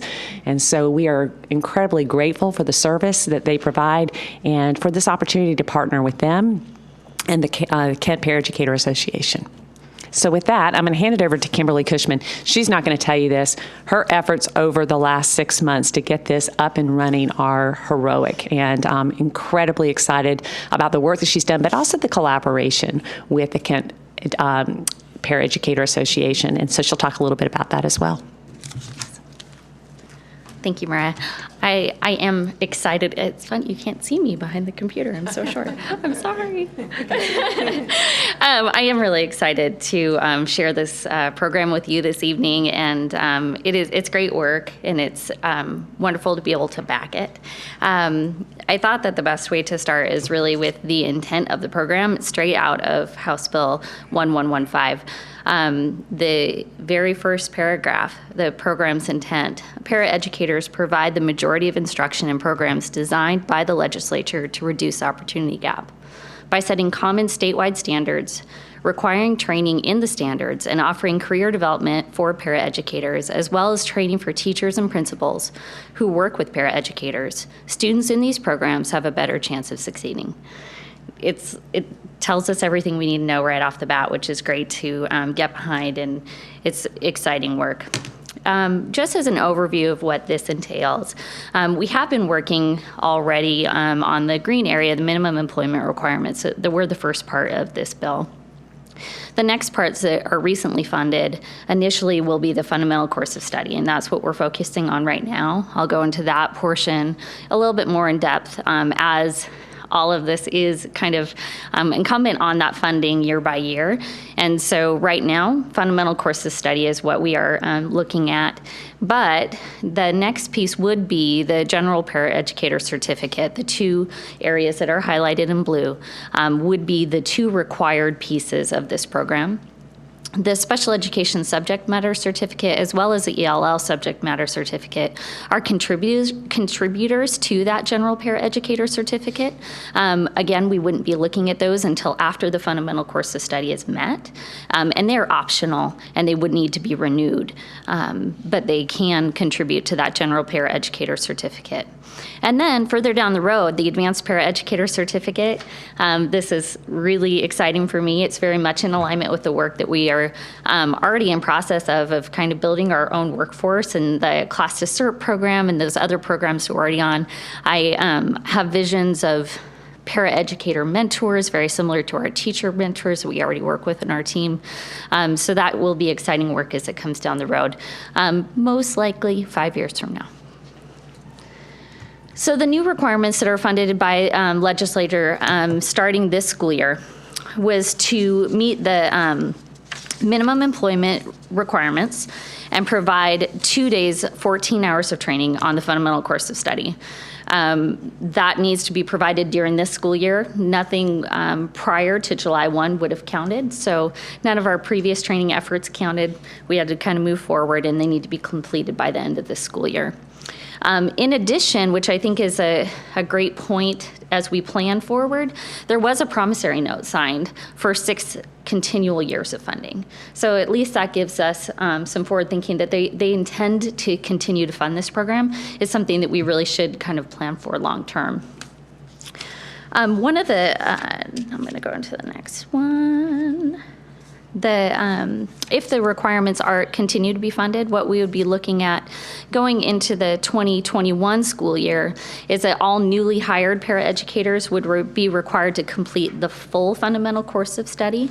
All existing paraeducators will be required to complete that remaining 14 hours. So as we were funded for half of it this year, next year, the existing employees would finish the other half. All new employees would complete the entire fundamental course of study. Moving forward one year further, 2021, they are kind of ramping up the timeline. Any paraeducators that are hired prior to September 1st would need to be trained by September 30th. The real goal of the program and the fundamental course of study is to provide that initial level of training prior to a paraeducator being in the classroom. They are giving us some time, as you can tell by this timeline, to implement that and to figure out how we're going to work that into our curriculum. But as time goes on, the expectation will be that we provide that sooner. For those that would be hired in 2021 after September 1st, we'll have 4 months from the date of hire, and that's for all districts with more than 10,000 students.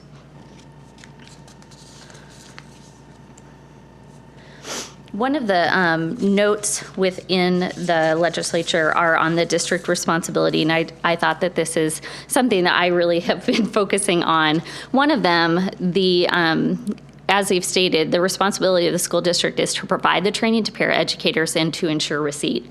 Obviously, that implies a great amount of tracking and responsibility on the district, which we are fully prepared for and have been planning for.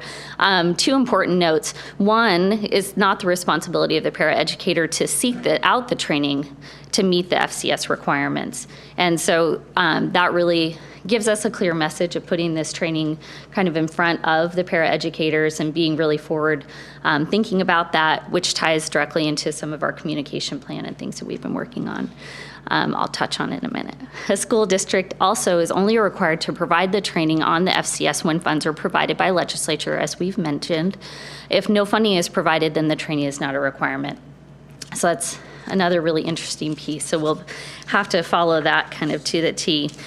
Getting into the fundamental course of study, as it was mentioned in the beginning portion, it is really formatted against these, or towards these 5 standards: supporting instructional opportunities, demonstrating professionalism and ethical practices, supporting a positive and safe learning environment, communicating effectively and participating in the team process, and demonstrating cultural competency.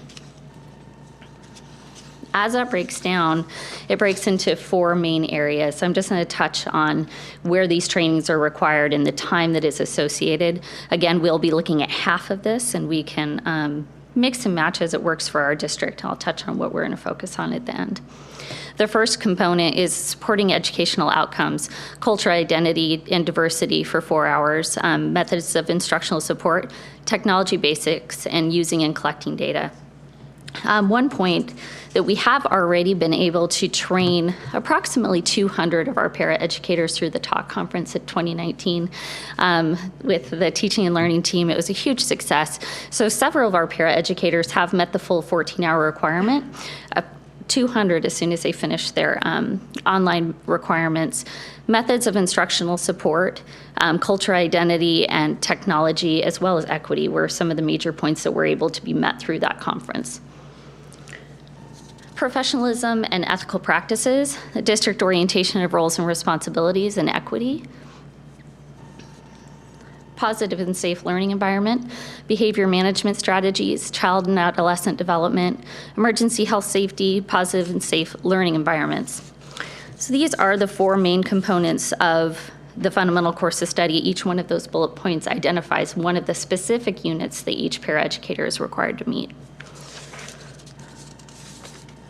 I'm sorry, there was one more. Communication basics and communication challenges.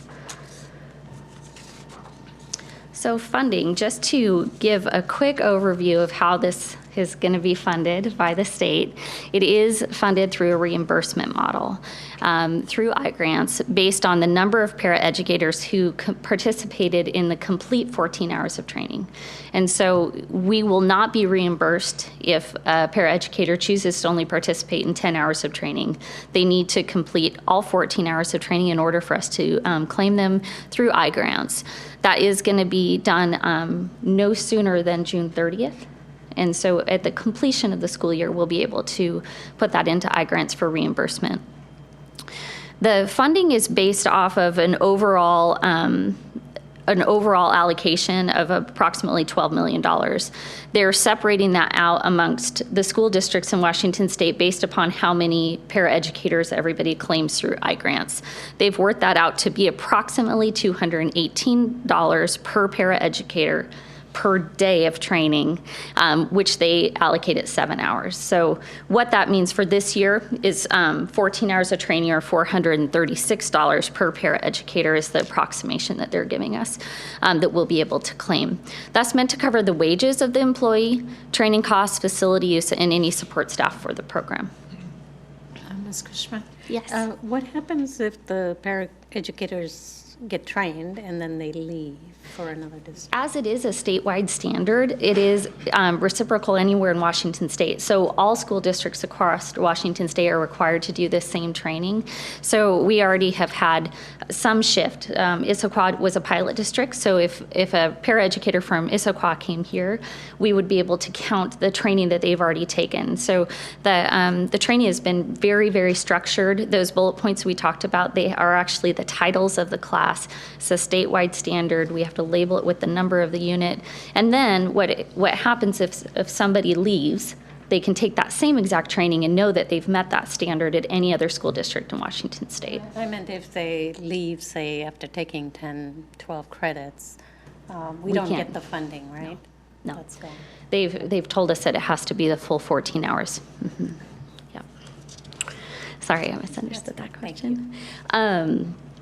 So I did a quick little snapshot of what that funding could look like. As of June, we had 652 paraeducators. taking their average hourly wage, not including benefits, we're looking at approximately $182,000 to pay them for extra time, not overtime. This is if we did not pay them overtime. So there's a fine balance of using teacher workshop days, hours. Like if the typical paraeducator works 32 and a half hours a week, so we have a few hours to work with before we get to 40 hours. So we're trying to utilize those times and being mindful of if we go to overtime, we might run out of money. Reimbursement through iGrants for 652 employees is $284,000 approximately. So additional funds for training, facilities, and support staff, $102,000. And we have brought on one staff member on a temporary basis to assist with this, which has saved me. We needed that help with tracking. Just to put it in perspective, Issaquah is one of the pilot districts. In the pilot program, they trained 33 paraeducators. After the pilot program, with approximately half the paraeducators that we have, they brought on 2 full-time staff members to manage the program. It is a lot of tracking. So our focus for implementation, communication plan, being extremely clear about that this is a job requirement statewide, that is not professional development, and clearing up that just that message and making some very intentional messaging. The first communication went out in the new and blue August 22nd edition that really outlined the specifics of the paraeducator program.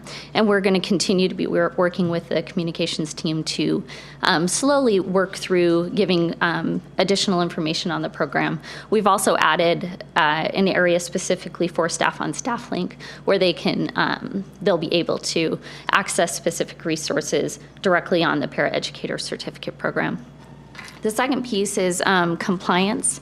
So we are in the process of updating all of the job descriptions to make sure that we're clear about the state standards, and if they are funded, that will be an expectation and a minimum job requirement.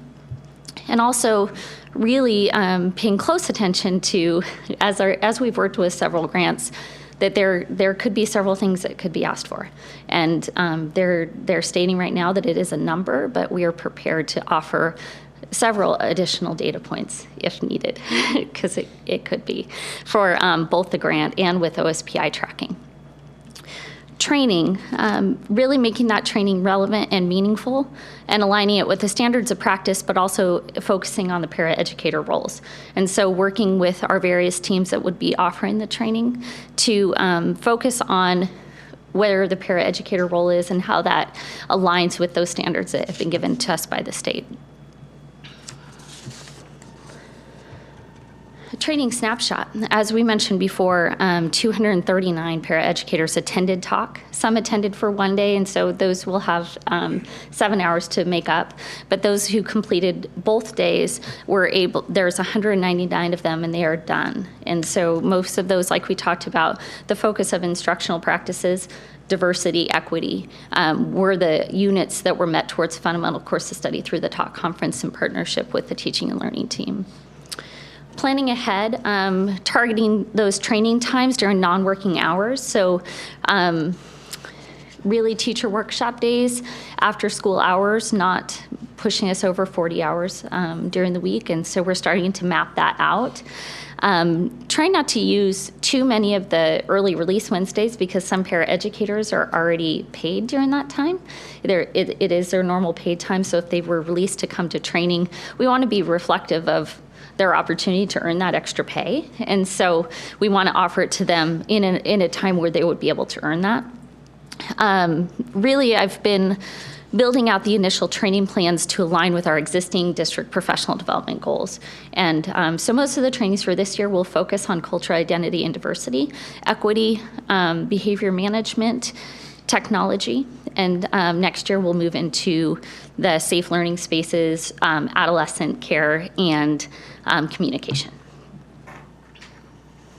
So back to the beginning statement, I think that this program in itself brings a lot of opportunity for our paraeducators and their chance for growth.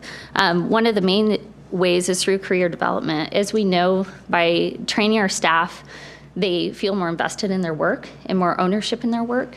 as well as giving a pipeline for additional opportunities. Retention. You do see paraeducators who step into the profession as a job, not necessarily knowing that they're going to make that into a career pathway. But offering this additional training opportunity, I think, really gives that clear direction to a paraeducator where they feel like they can be invested in that work. And really, I think then, in return, can make this a lifelong career choice and ultimately increase student outcomes. Questions? It's a lot of information, I know. Thank you. Yeah. So, it's my understanding that was it only 7 hours of this have to be in person? The rest can be like an online program? Yes. Or is there a plan to have an option for that type of? Absolutely. So again, part of the work that I've already been working on with our CAP team is developing some of these trainings to be online. One in particular, there's a class that has been offered for a long time called Paraeducator Roles and Responsibilities. One of the fundamental course of study units is actually on district roles and responsibilities. And so we were already in process of building an online training, and we've partnered with our CTE online specialist through the Teaching and Learning team, and she's building a Canvas course that will be available for our paraeducators to take, and they'll be able to take that right when they're first hired on. So that will be a huge opportunity. It's a 3-hour training. It's self-led. Our temporary assistant is actually going to be the instructor and monitoring and creating some dialogue and questions back and forth, which I think is really key to the learning versus just taking an online module. And so, yes, we are absolutely looking at some online options, but also taking the content that the state has provided us and building that into something that really can be more collaborative, and that the paraeducators hopefully will get the most out of it is that they could. Yeah, and this is only a one-time thing. So once they've completed it, they don't have to complete it, or if they move from district to district, as long as they show that they've completed it, they don't have to necessarily. Yeah, full reciprocity. Yeah, yeah. Well, thank you for the presentation. Oh, thank you. I figure I start coughing right now.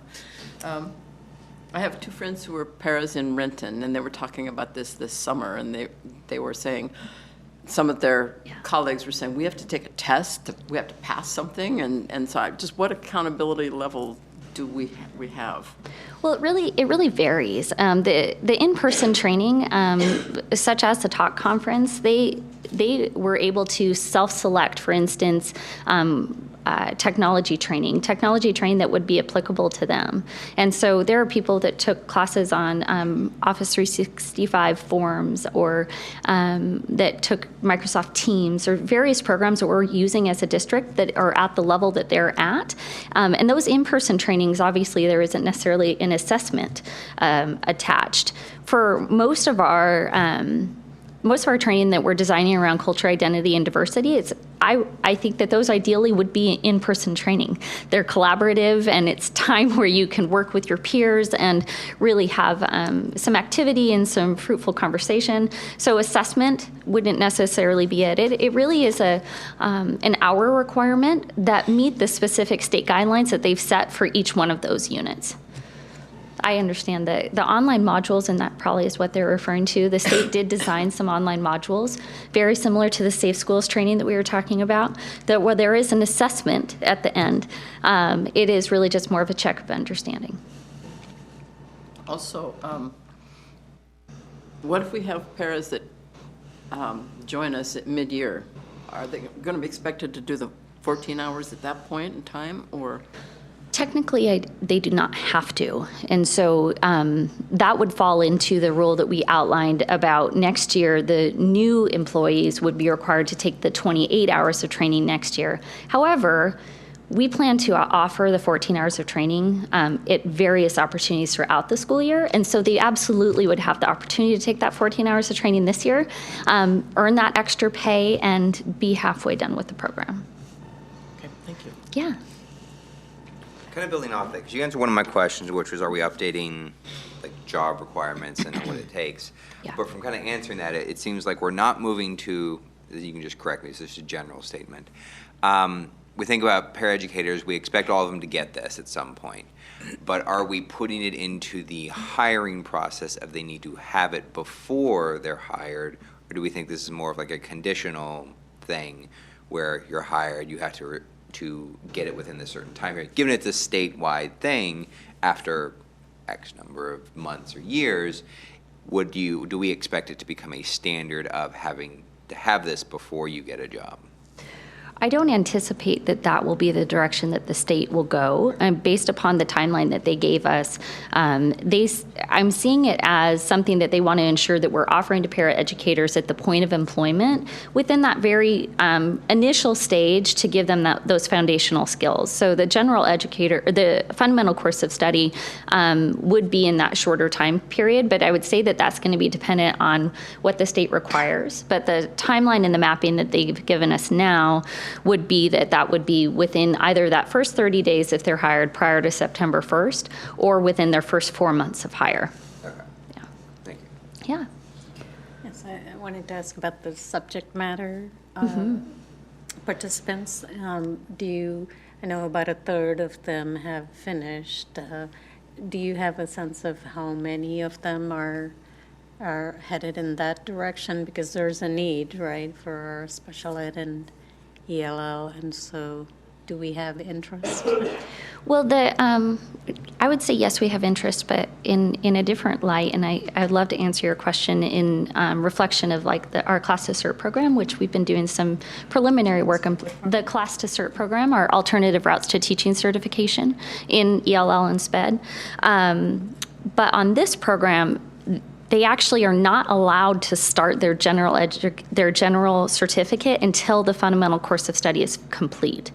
And at this point, the state isn't fully set up to even track that fundamental course of study. They're setting it up in eCert, similar to how a teaching certificate is going to be tracked. And so that's part of our forward planning is how to teach and assist each paraeducator into getting that certificate information into the state. But as this is such a new program, the state will be requiring a certificate for each one of the fundamental course of study units. Even though we've trained 200 people already, they haven't created that certificate yet, so we can't give it to them. We can give them their clock hours, but they're still missing that piece, so we're tracking it and gonna get it to them when they become available from the state. But at this point, the state has not given us that tool, so they're coming kind of in succession. And can please add that they're looking to Kent for the Oh, practices. yeah. So one, I think, kind of exciting news, the Professional Educator Standards Board I've been working with extremely closely, and they have actually already reached out to Kent as a pilot and to show our work and how we're tracking and organizing all of this, all of the data and training that has already happened. And so we'll be sharing with them some of our thought processes and spreadsheets and such, and how we've communicated with staff, and then how we're tracking that internally, that they're going to be sharing with other districts as they're training across the state. So it's kind of exciting news. Great. Yeah. Congratulations. Thank you. Yeah, this is one other question is, what are you seeing like the patterns? Are current existing paraeducators, are they uncomfortable about taking the test, and are they leaving us because of the test? Since it is a statewide standard, I think that people that are committed to this work, I don't see that. And any hesitance that might initially have been, met with, it's overwhelming, there's a new program, it's new requirements. As the people have been trained, it's been an overwhelmingly positive response.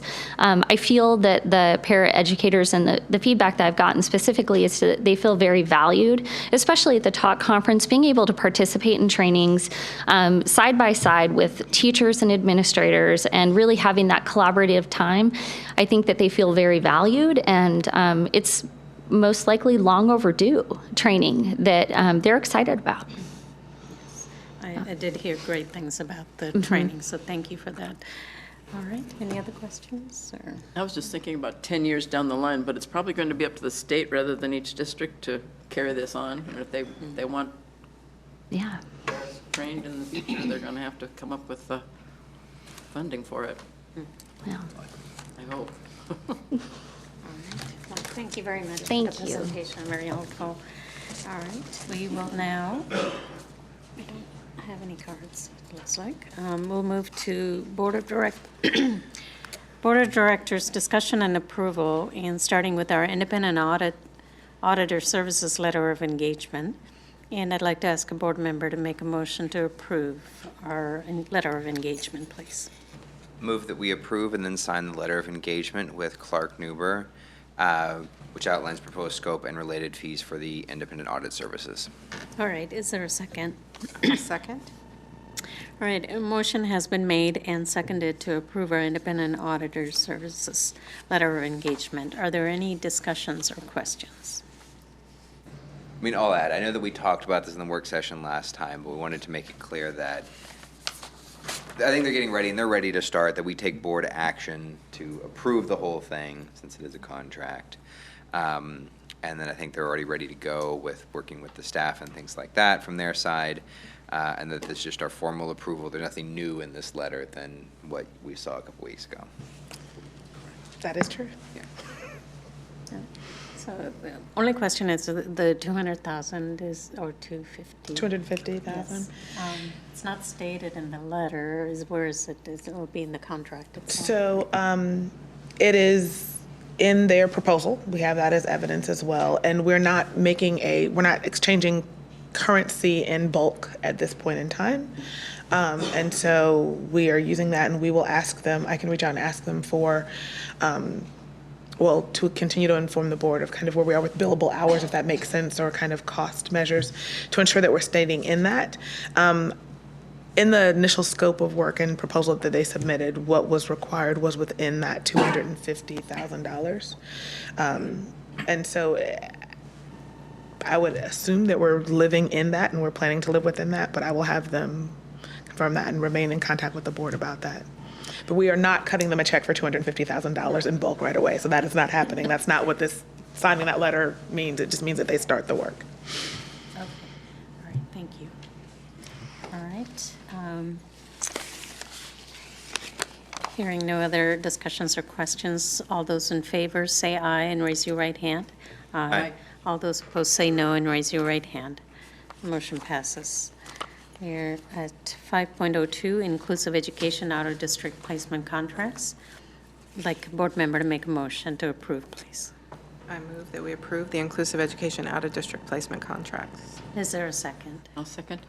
Okay, motion has been made to approve, and a motion has been made and seconded to approve the inclusive education out-of-district placement contracts. Are there any discussions or questions?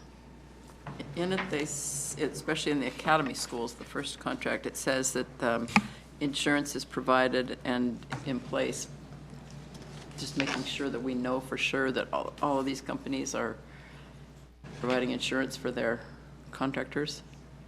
Yes. Okay. We have hard copies or digital copies or whatever. A part in working with our risk management team, they typically lay out what the requirements are. So if there's a contract that comes through where it doesn't match what Kent has identified as the requirement, then they usually push it back to us with some questions around that. So our team knows to kind of look for what some of those minimal requirements are as we are pushing through those contracts. Thank you. And I'll ask what may be a fairly obvious answer, but so we approved some out-of-district placements last week. We're approving additional ones this week. None of them are duplicate. And this would be additional students that either didn't have contracts finalized or didn't know their placement location last before. That's correct. Typically, it depends on when the contract was initiated in the previous year, and we're sort of on a cadence of when it's time to renew, or if an IEP has been revisited and updated. So you may see more. That makes sense. Thank you. Mm-hmm. Thank you. Any other questions, discussions? All right, calling for a vote. All those in favor say aye and raise your right hand. Aye. All those opposed say no and raise your right hand. Okay, motion passes. Our inclusive education staffing contracts, 5.03. I'd like a motion to approve, please. Move that we approve the new agency contracts as listed, totaling $1,050,500 for the 19-20 school year. All right, is there a second? A second. Okay, a motion has been made and seconded to approve our inclusive education staffing contracts as stated. Are there any discussions or questions? I just want to be clear, this is a renewal, not a new agency. These are renewal contracts, right? Well, we can be clear. I read what it said, which is a new agency contract, so we can be clear about that. Is this a renewal? It's a renewal, that's what I'm saying, it's a renewal, right? Yes, so renewal in the sense it could be a different student, but these are agencies that we've worked with in the past. Got it, okay. I found a typo in section 7. It says the duration date is August 39th. I'm probably imagining that that's 29th instead of 39th. Right. Okay, so before I sign it, I'll make sure that that's updated. All right. Any other questions, comments? Hearing none. Calling for a vote. All those in favor say aye and raise your right hand. Aye. All those opposed say no and raise your right hand. Motion passes. Moving on to 5.04, our inclusive education laptop and accessory purchase. I'd like a board member to make a motion, please, to approve. I move to approve the inclusive education laptop and accessory purchase. Is there a second? I'll second. Thank you. A motion has been made and seconded to approve our inclusive education laptop and accessory purchase. Although, are there any questions or discussions? Just a basic question, because normally when we're doing laptop purchase, we're talking students. That's funded separately. That's the tech levy. This is staff, but specifically not school-based staff. So this is like what central administration, I would assume, based staff that don't need laptops that often, but this is that regular replacement of staff laptops. That's correct. And some of the inclusive education staff are school-based, but it still runs through the inclusive education budget. Yep. Okay. Thank you. So a question on this, do those adaptive technology items also fall under this? Not for staff, but for students, that would show up differently when that equipment is purchased. Oh, okay. This is for staff equipment as a part of our regular, I'm going to look for the right technological term, I think refresh. Okay, got it. All right, thank you. Are there any other discussions or questions? Hearing none, calling for a vote. All those in favor say aye and raise your right hand. Aye. All those opposed say no and raise your right hand. Okay, motion passes. Up to 5.05. Our Bluebird school bus purchase. I'd like a board member to make a motion to approve, please. I move that we approve our Bluebird school bus purchases. Okay, is there a second? Second.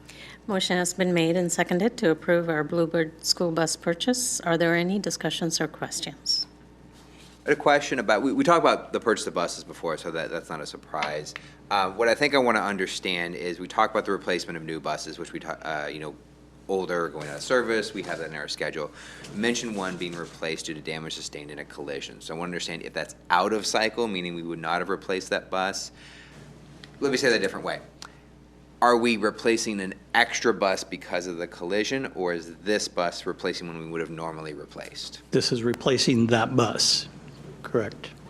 I guess I'd say, are we displacing another bus that we would have replaced, or is? We are not. Recall that we did send a fleet, just showing you what the ages were and the depreciation.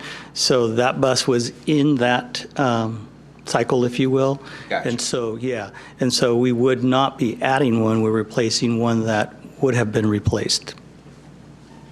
Gotcha. Yep. Thank you. That was what I was. You're welcome. All right. Any other questions or discussions? Hearing none, calling for a vote. All those in favor say aye and raise your right hand. Aye. All those opposed say no and raise your right hand. Motion passes. 5.06, change order approvals. I'd like a board member to make a motion to approve our change orders, please. I move that we approve the 4 change orders for the various capital projects. All right, is there a second? I'll second. Okay, motion has been made and seconded to approve our various change order approvals. Are there any questions or discussions? I have a couple. All right, go for it. The Northwood Middle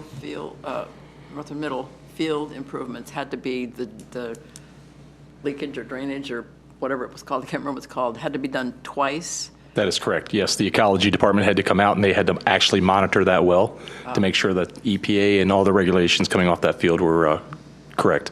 Okay, and it wasn't done well enough the first time, or? It wasn't. Okay. And that field had been some, that field, there's a wetland right next to it. So that's the issue. They just wanted to make sure that that monitoring was done correctly. Okay.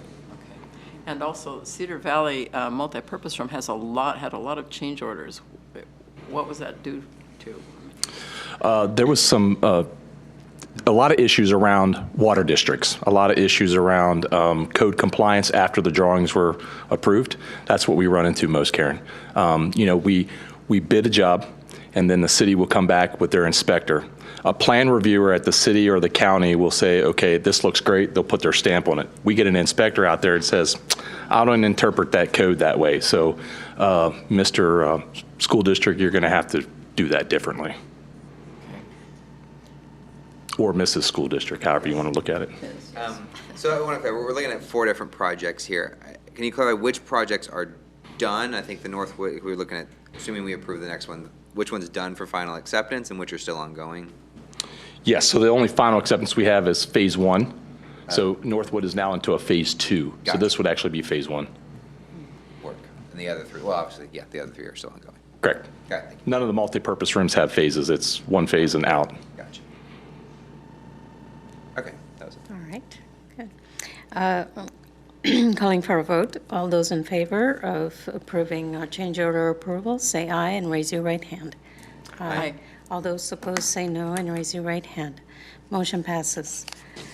5.07, our Northwood Field renovation Phase 1 final acceptance. I'd like a board member to make a motion to approve, please. Move to approve Northwood Field renovation Phase 1 final acceptance. All right, is there a second? I'll second. Motion has been made and seconded to approve our Northwood Field renovation Phase 1 final acceptance. Are there any discussions or questions? All right, calling for a vote. All those in favor say aye and raise your right hand. Aye. All those opposed say no and raise your right hand. Okay, motion passes. 5.08 is our renewal for the Edgenuity courseware. All right, is there, would like to have a board member to make a motion to approve, please. Move. Please go ahead. I move that we approve the renewal of Edgenuity courseware and summer school credit recovery. All right, is there a second? I'll second. Okay, motion has been made and seconded to approve our renewal of the Edgenuity courseware. Are there any discussions or questions? Well, one is a clarifying question. It mentions the price went down to a multi-year discount, but it looks like we're only approving 1 year. So what is that discount coverage period? Thank you, Deshaun. So the multi-year applies to an additional 3 years, because the last one was for 3 years, and so this one is as well. 3 years. So we're approving this year, but we've got this discount for this year and next. and 2 Yeah, years. because we signed up for the multiple, we were able to save about $38,000 per year. Thank you. Calling for a vote. All those in favor say aye and raise your right hand. Aye. All those opposed say no and raise your right hand. Motion passes. 5.09 is our professional services contract for 2019-20 between Abdul Ahmed and Kent School District. I'd like a board member to make a motion, please, to approve. Move it. Start it again. Move to approve the professional service contracts for 2019-2020 between Abdul Ahmad and Kent School District. Is there a second? I'll second. Okay, motion has been made and seconded to approve our professional services contract for 2019-20. And are there any discussions or questions? I have a question.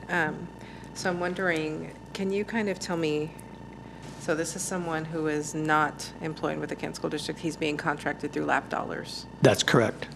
High poverty dollars, to be exact. And in the response I got, it was like he's a family liaison or mentor position. Is that right? He does a number of things. That's part of that. LAP allows a number of things, and it is allowable for a number of things: tutoring, mentoring, family engagement. There's a number of things that this individual can do and will do. So I'm just curious as to what is the difference between hiring that position at that school using those same dollars versus contracting? Say that one more time, please. As far as hiring him or hiring a position using those same dollars versus contracting?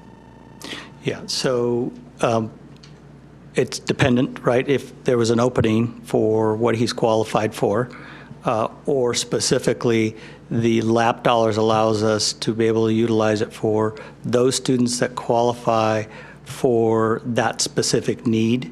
And so the example I'll give you that you see there, it could be used for breaking down barriers to get to school, for example.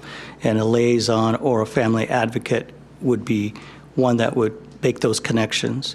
The student could be in school and not meeting standard for some reason, and that liaison or that mentor could help support that student in that way. So there's a variety of ways that you can do with this role using a personal service agreement. It's not a school-based resource necessarily. It's a resource for a particular group of students. Correct. Yes. Yeah. LAP is a requirement is to help those students not meeting standard, either in ELA or math, or those that are credit deficient in specific grade levels. And it's also for family engagement. And also behavior supports. So there's a wide variety of things that could be supported by a family liaison. But he's specific for EL students? They could be EL. The key is that they are qualified LAP students. Okay, so he's Many not just times they specific are to those? EL, but not always, but they could be. Okay. Is he someone that we've hired before? He's helped supported before, absolutely, yeah. Speaks 4 languages, as you know, that's a huge need for our students, especially if we get students that aren't coming to school.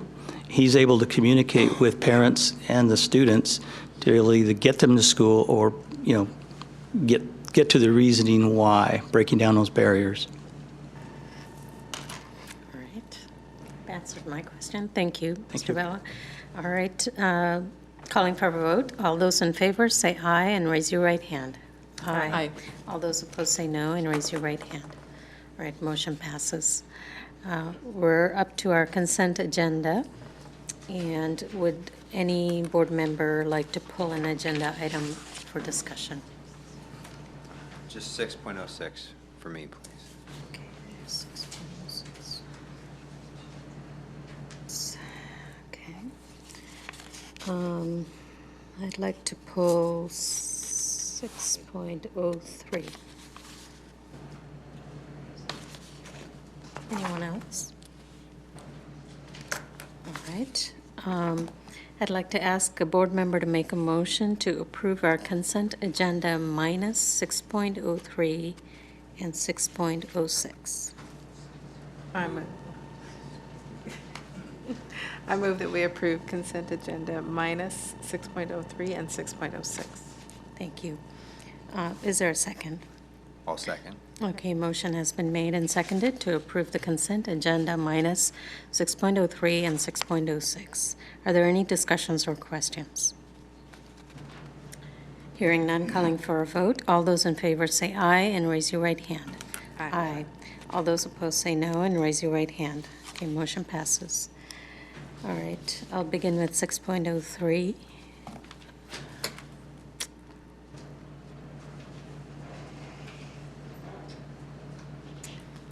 Okay, I did it again. I do not have a question on 6.03. Yeah, so I apologize, it's 6.30 that I have a question on, so I'm going to ask 6.30. Here we go again. Actually, could I move that we approve 6.03 from the consent agenda? Thank you. All right, is there a second? I'll second. Wait, there was already a motion. What's that? Okay, go ahead. We're good. No, we can ask questions. Motion has been made to approve, and it's been made and seconded to approve 6.03. Are there any other questions or discussions? Okay, calling for a vote. All those in favor say aye and raise your right hand. Aye. All those opposed say no and raise your right hand. Motion passes. All right, I have a question on 6.30, which is the gift of acceptance. Okay. So I wanted to ask about the funds coming out of City of Kent, and if somebody could give me an explanation of that particular donation from one government entity to another. So we don't have deep details on the exact, I believe there were some questions about specifically what account or that piece, but we can speak to a little bit of the legality of concerns about one public organization gifting to another public organization. And so from our perspective, based on what is our reference for law and acceptability, it is okay for a public entity to donate funds to another public entity. They're not donating to a private entity using that. And so we are not outside of the scope for accepting a gift from the City of Kent. In terms of the details of what particular fund that comes from for City of Kent or whether or not that is typical practice for them, it'll take a little more time to get that information, but we are not in any legal jeopardy in accepting that donation. So we're still waiting to find out. Right. I don't know what particular fund that comes from them or account that they make those donations from. Okay. Or how often they do that for other districts or other public entities. Okay. All right. Well, hopefully we can get some additional information on that then. Okay, thank you. The question on 6.06, that's the one that's still outstanding. Yes. The question was, this is more about the structure of it. There was some handwritten something on the contract I couldn't really read. So we're contracting with them. Is it based on hours? Is it based on students served?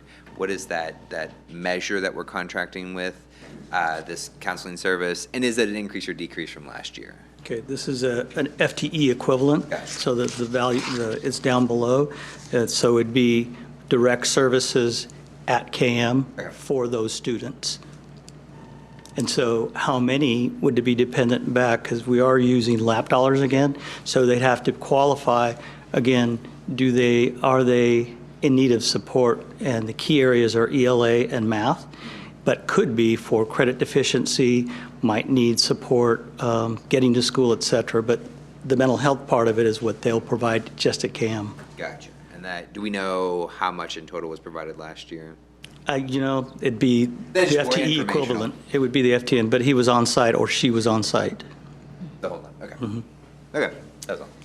All right. Any other questions or discussions on 6.06? Do we have credentials on this person? I'm assuming that this person has been with us before.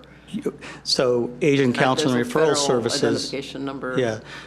For the board's knowledge here, Asian Counseling Referral Services, they actually serve not only at KM, but direct services for students through a service contract like this. They also serve through an MOU at iGrad.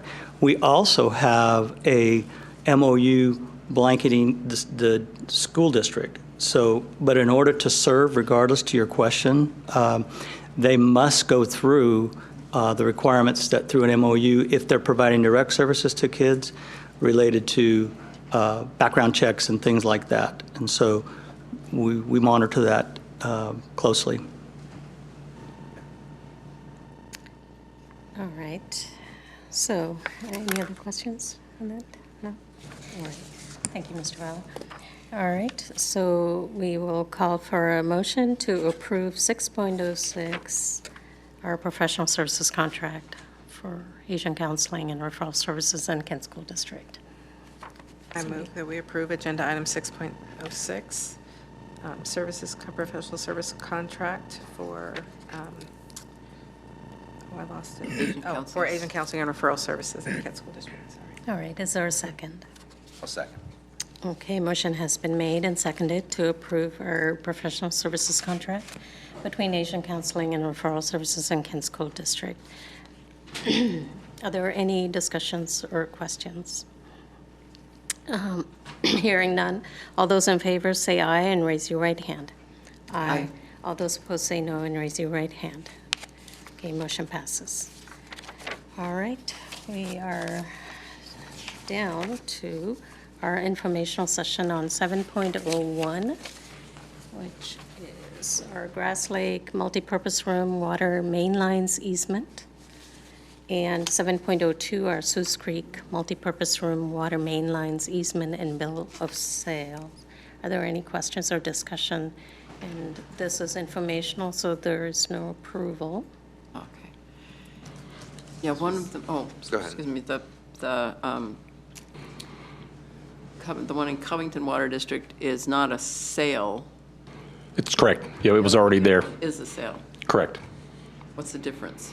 So a sale is when we have to let them purchase that piece for the easement to be able to go through, just like we would have to do that at anybody's right of way or personal property. And the other one was already there. It's just, we just re-boundaried it. Okay. We made it bigger. Gotcha. And these are already executed, right? This is for both the multipurpose rooms that are on site now. Absolutely. Okay, thank you. Thank you, Dave. 8.0 communication. We don't have any communication from the audience.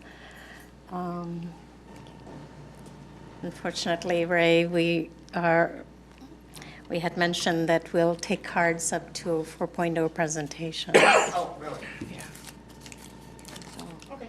In fairness, I apologize. Yeah, I didn't understand that. All right. We will go into our legislative update.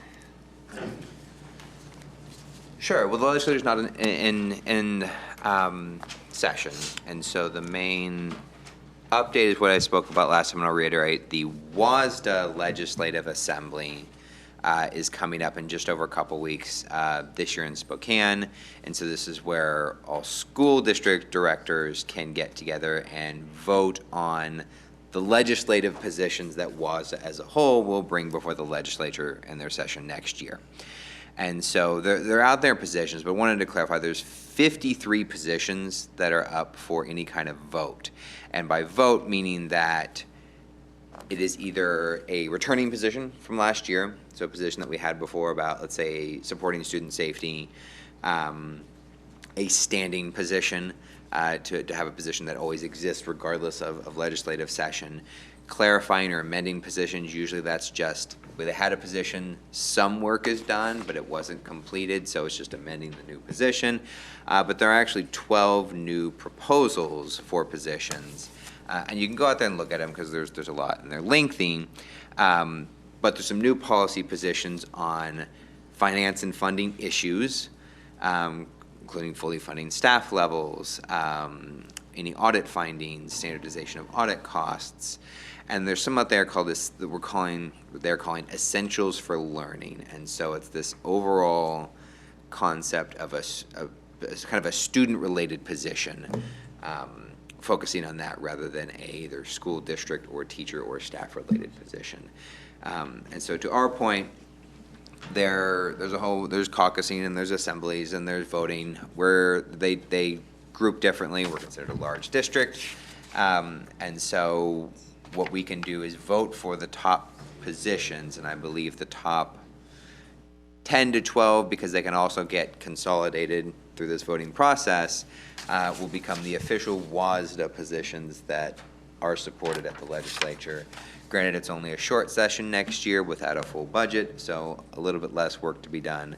But any input you have, please provide, and we can provide our insight into that legislative assembly, which would happen the Friday and Saturday in a couple weeks at the end of the month. That was online. All right. Thank you. Before we go to our board director's report, Ray, if you'd like to speak. Typically, we say that at 4.0, please. But it's all right, Lonnie, really. It's okay. I'll come back in 2 weeks. Okay. Thank you, I do appreciate it. Thank you. But I don't want to cause a further ruckus. No, you won't, and there aren't anyone else speaking, so if you'd like to speak, we'd love to hear from you. I mean, Yeah, please. Go for it. Thank you, Ray, I apologize. If you insist. Otherwise, like I said, I'm not willing to cause a ruckus. That's right.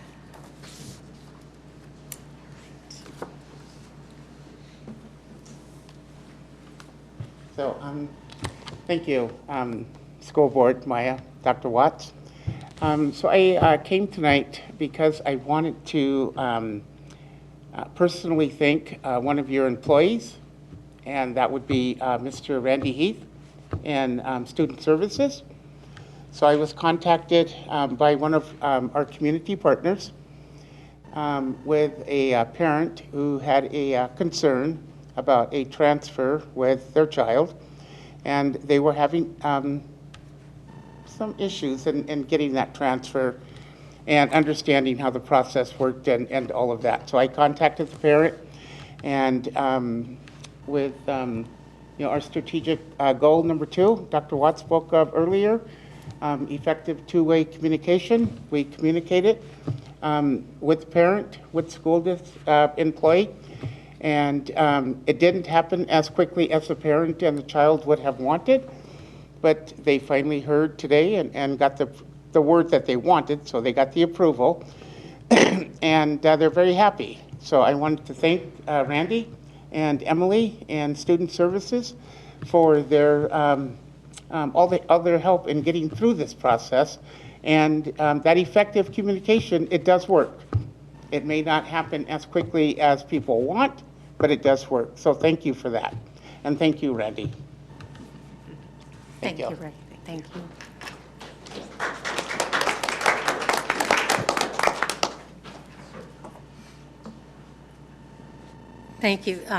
Thank you, Ray. Forgive me.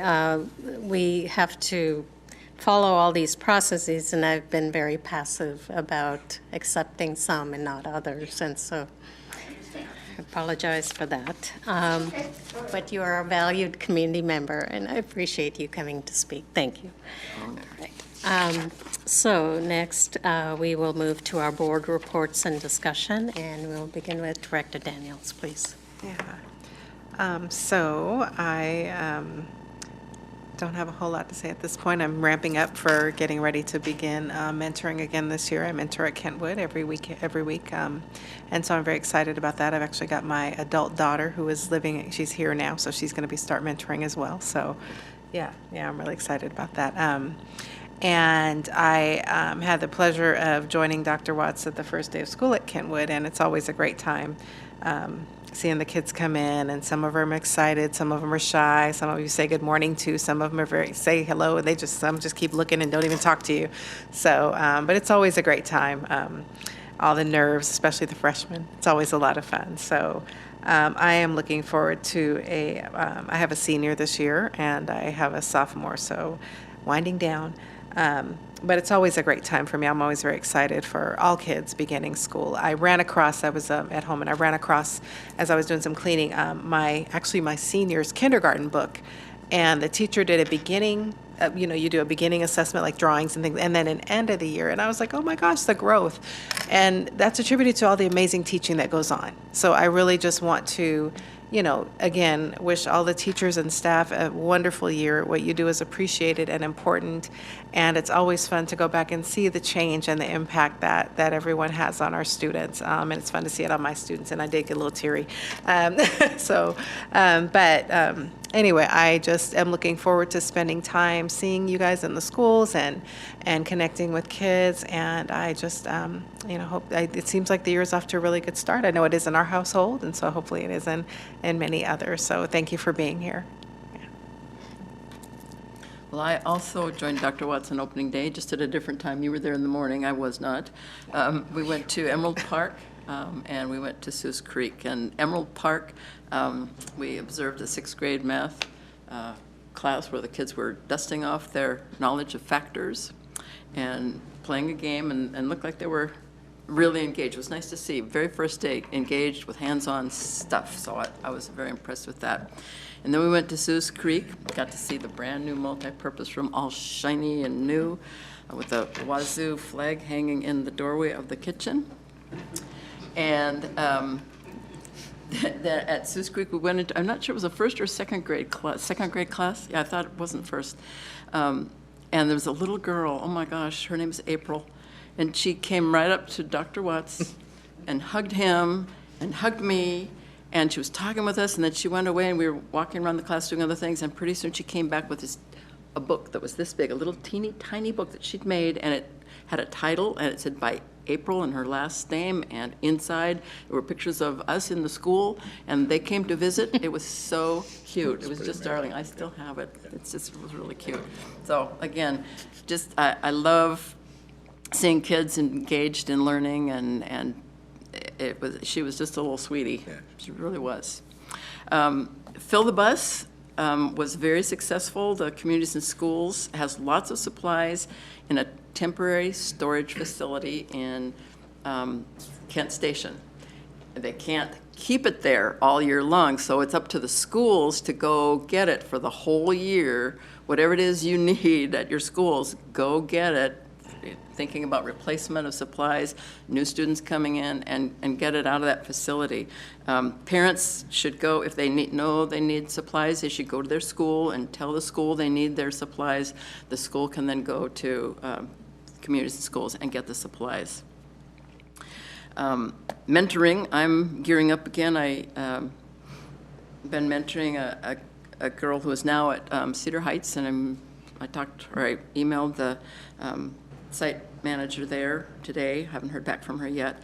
I'm meeting with another mentee on Friday, and then my oldest mentee who has just come back from, as I've said, come back from the Netherlands and is studying criminal justice at the University of Washington, Tacoma.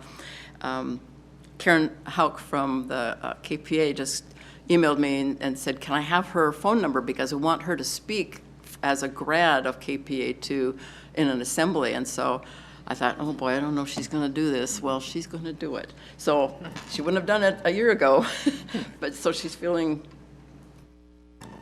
like she's got that. So I'm really impressed with that. Opening day for the YMCA is on Saturday, and it's having ribbon cutting from 10 to 10:25, and then from all the way until 4 o'clock. They've got all kinds of activities, and it's open to the public to come in and see the facility and to have kids do some things in the kid zone. And so pools, for some reason, the pools beyond their control are not open at this point in time. I mean, their water is there, or it was there a couple weeks ago or a month ago, but not able to get into it. So anyway, it's a beautiful facility, and I think it's going to be great for our families. And that's it.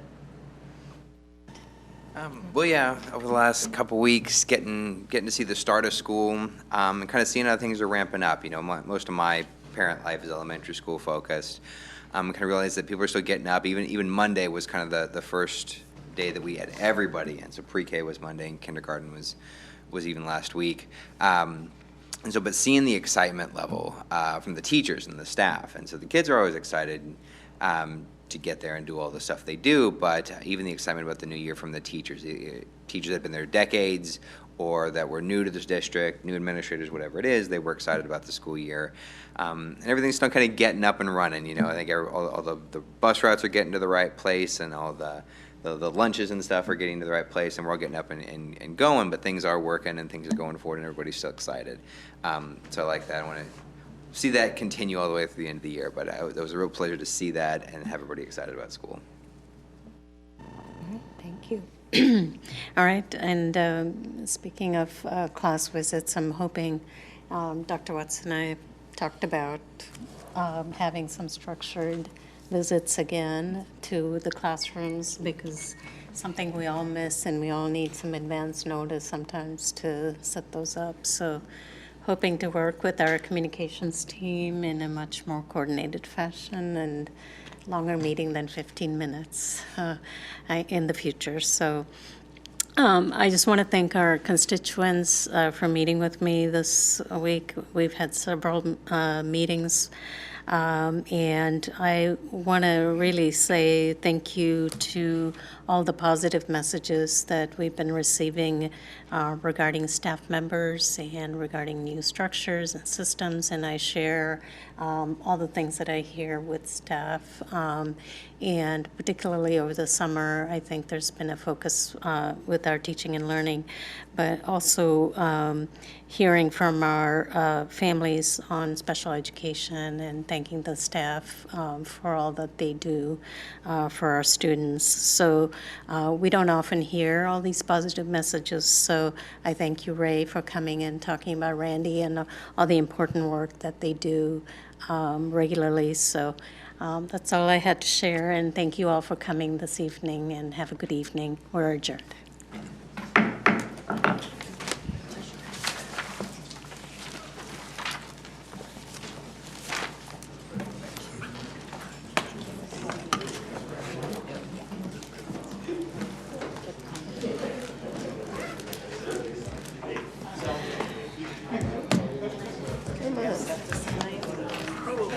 Stuff to sign or not?